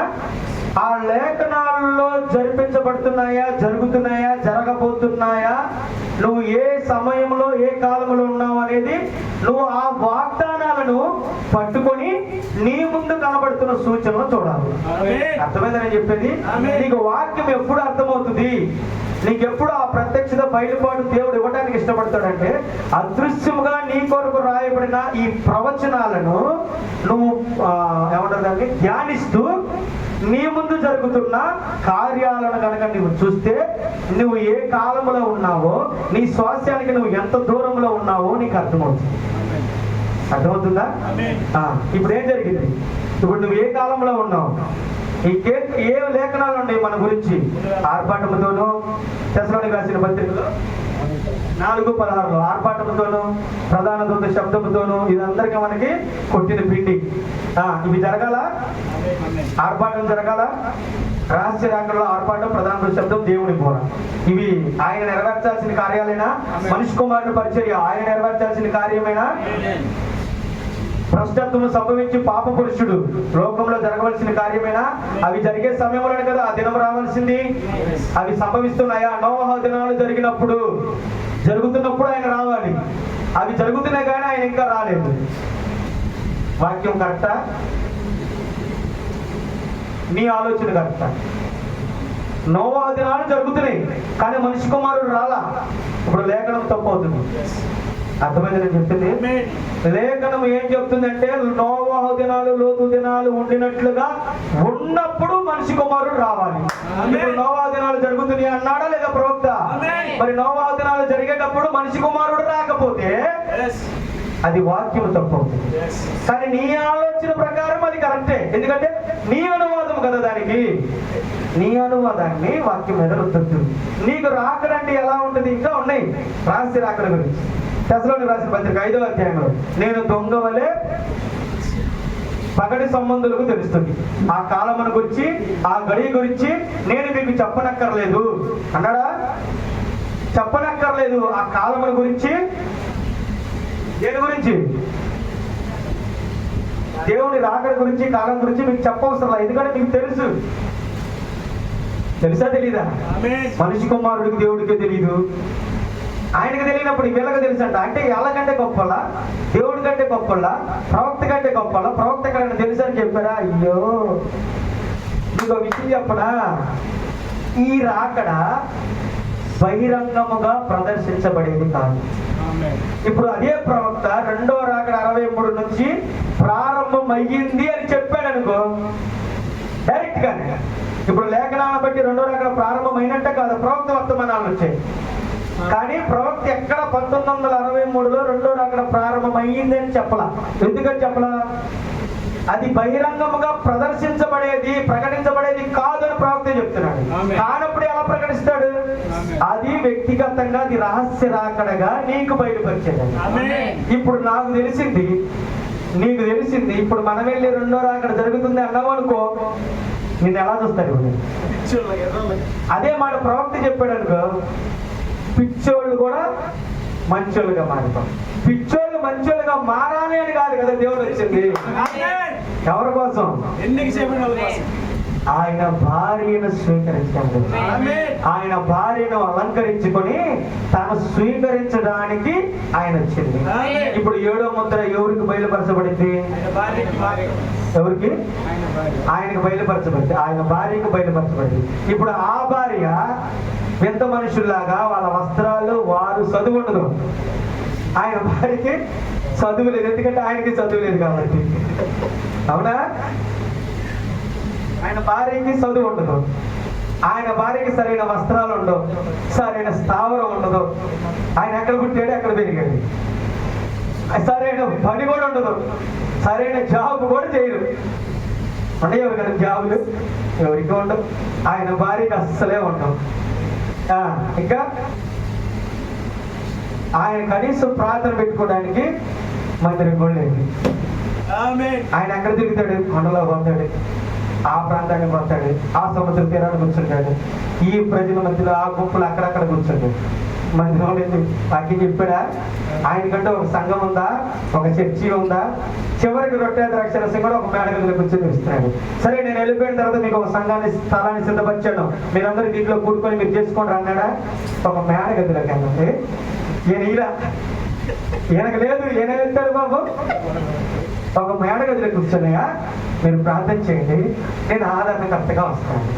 ఇప్పుడు నేను వచ్చేటప్పటికి మీకు ఒక మందిరాన్ని ఇస్తాను, మీకు ఒక ఆదరణ ఇస్తాను, ఒక జాబ్ని ఇస్తాను, మీకు ఒక ఉద్యోగాలు ఇస్తాను అన్నాడా? వచ్చిన ఆయన కూడా లేదు. Praise the Lord. ఇప్పుడు ఆయన భార్య ఉండదా? ఎవడు జాబ్ చేసేవాళ్ళు లేదు, ఎవరికి సరైన స్థావరాలు ఉండవు, సరైన వస్త్రధారణ ఉండదు. ఇప్పుడు వీళ్ళు నెగిసి 2వ రాకడ అదిగో 63లో జరిగిందంటే, చదువుకున్న వాళ్ళు, విద్య కలిగిన వారు, ఈ వాక్యములో పాండిత్యము కలిగిన వారు, 30-40 సంవత్సరాల అనుభవం కలిగిన వారు ఏమంటారు మిమ్మల్ని చూసి? ఎదురు పెట్టింది, దెయ్యాలు పెట్టినాయి, బయల్జెబూబు. ఆయన అన్నప్పుడు నిన్ను అనొద్దా? ఆయనలో భాగమే కదా. ఇప్పుడు నీకు ఆయనకు దెయ్యం పట్టి నీకు దెయ్యం పట్టింది అని అనొద్దా? ఆయనకు పట్టింది అన్నవారు నిన్ను అనాలా వద్దా? ఆయన అన్నవాళ్ళు ఎవరు? ఆయన అన్నవాళ్ళు ఎవరు? ఇప్పుడు నిన్ననేది ఎవరు? లేచిన కాబట్టి ఇంకా ఉన్నాయి. దీన్నే రేపు కంటిన్యూ చేస్తాను, రేపు ఆదివారం. ఇందులో ఇంకా నేను పూర్తిగా ఈ గడియ వర్తమానంలోనికి ఇంకా వెళ్ళలేదు. తీర్పు సింహాసనము, న్యాయ తీర్పు సింహాసనం అనే చాలా విషయాలు ఉన్నాయి. దేవుని చిత్తం అయితే రేపు వారం దీన్ని కంటిన్యూ చేస్తాను. అయితే ఇవి ఎవరిని విమర్శించడానికి కాదు, కానీ అది మీకు బయలుపరచబడాలి. నీకు దేవుడు ఆ సూచనను చూసే కనులను నీకు ఇచ్చాడు, ఆ స్వరాన్ని వినే చెవులను నీకు ఇచ్చాడు. నువ్వు దంజురాలుగా ఉన్నావు, నీ స్వాస్థ్యానికి సమీపంగా నువ్వు వెళ్ళబోతున్నావు. అన్నావా? లేచి నిలబడమ్మా.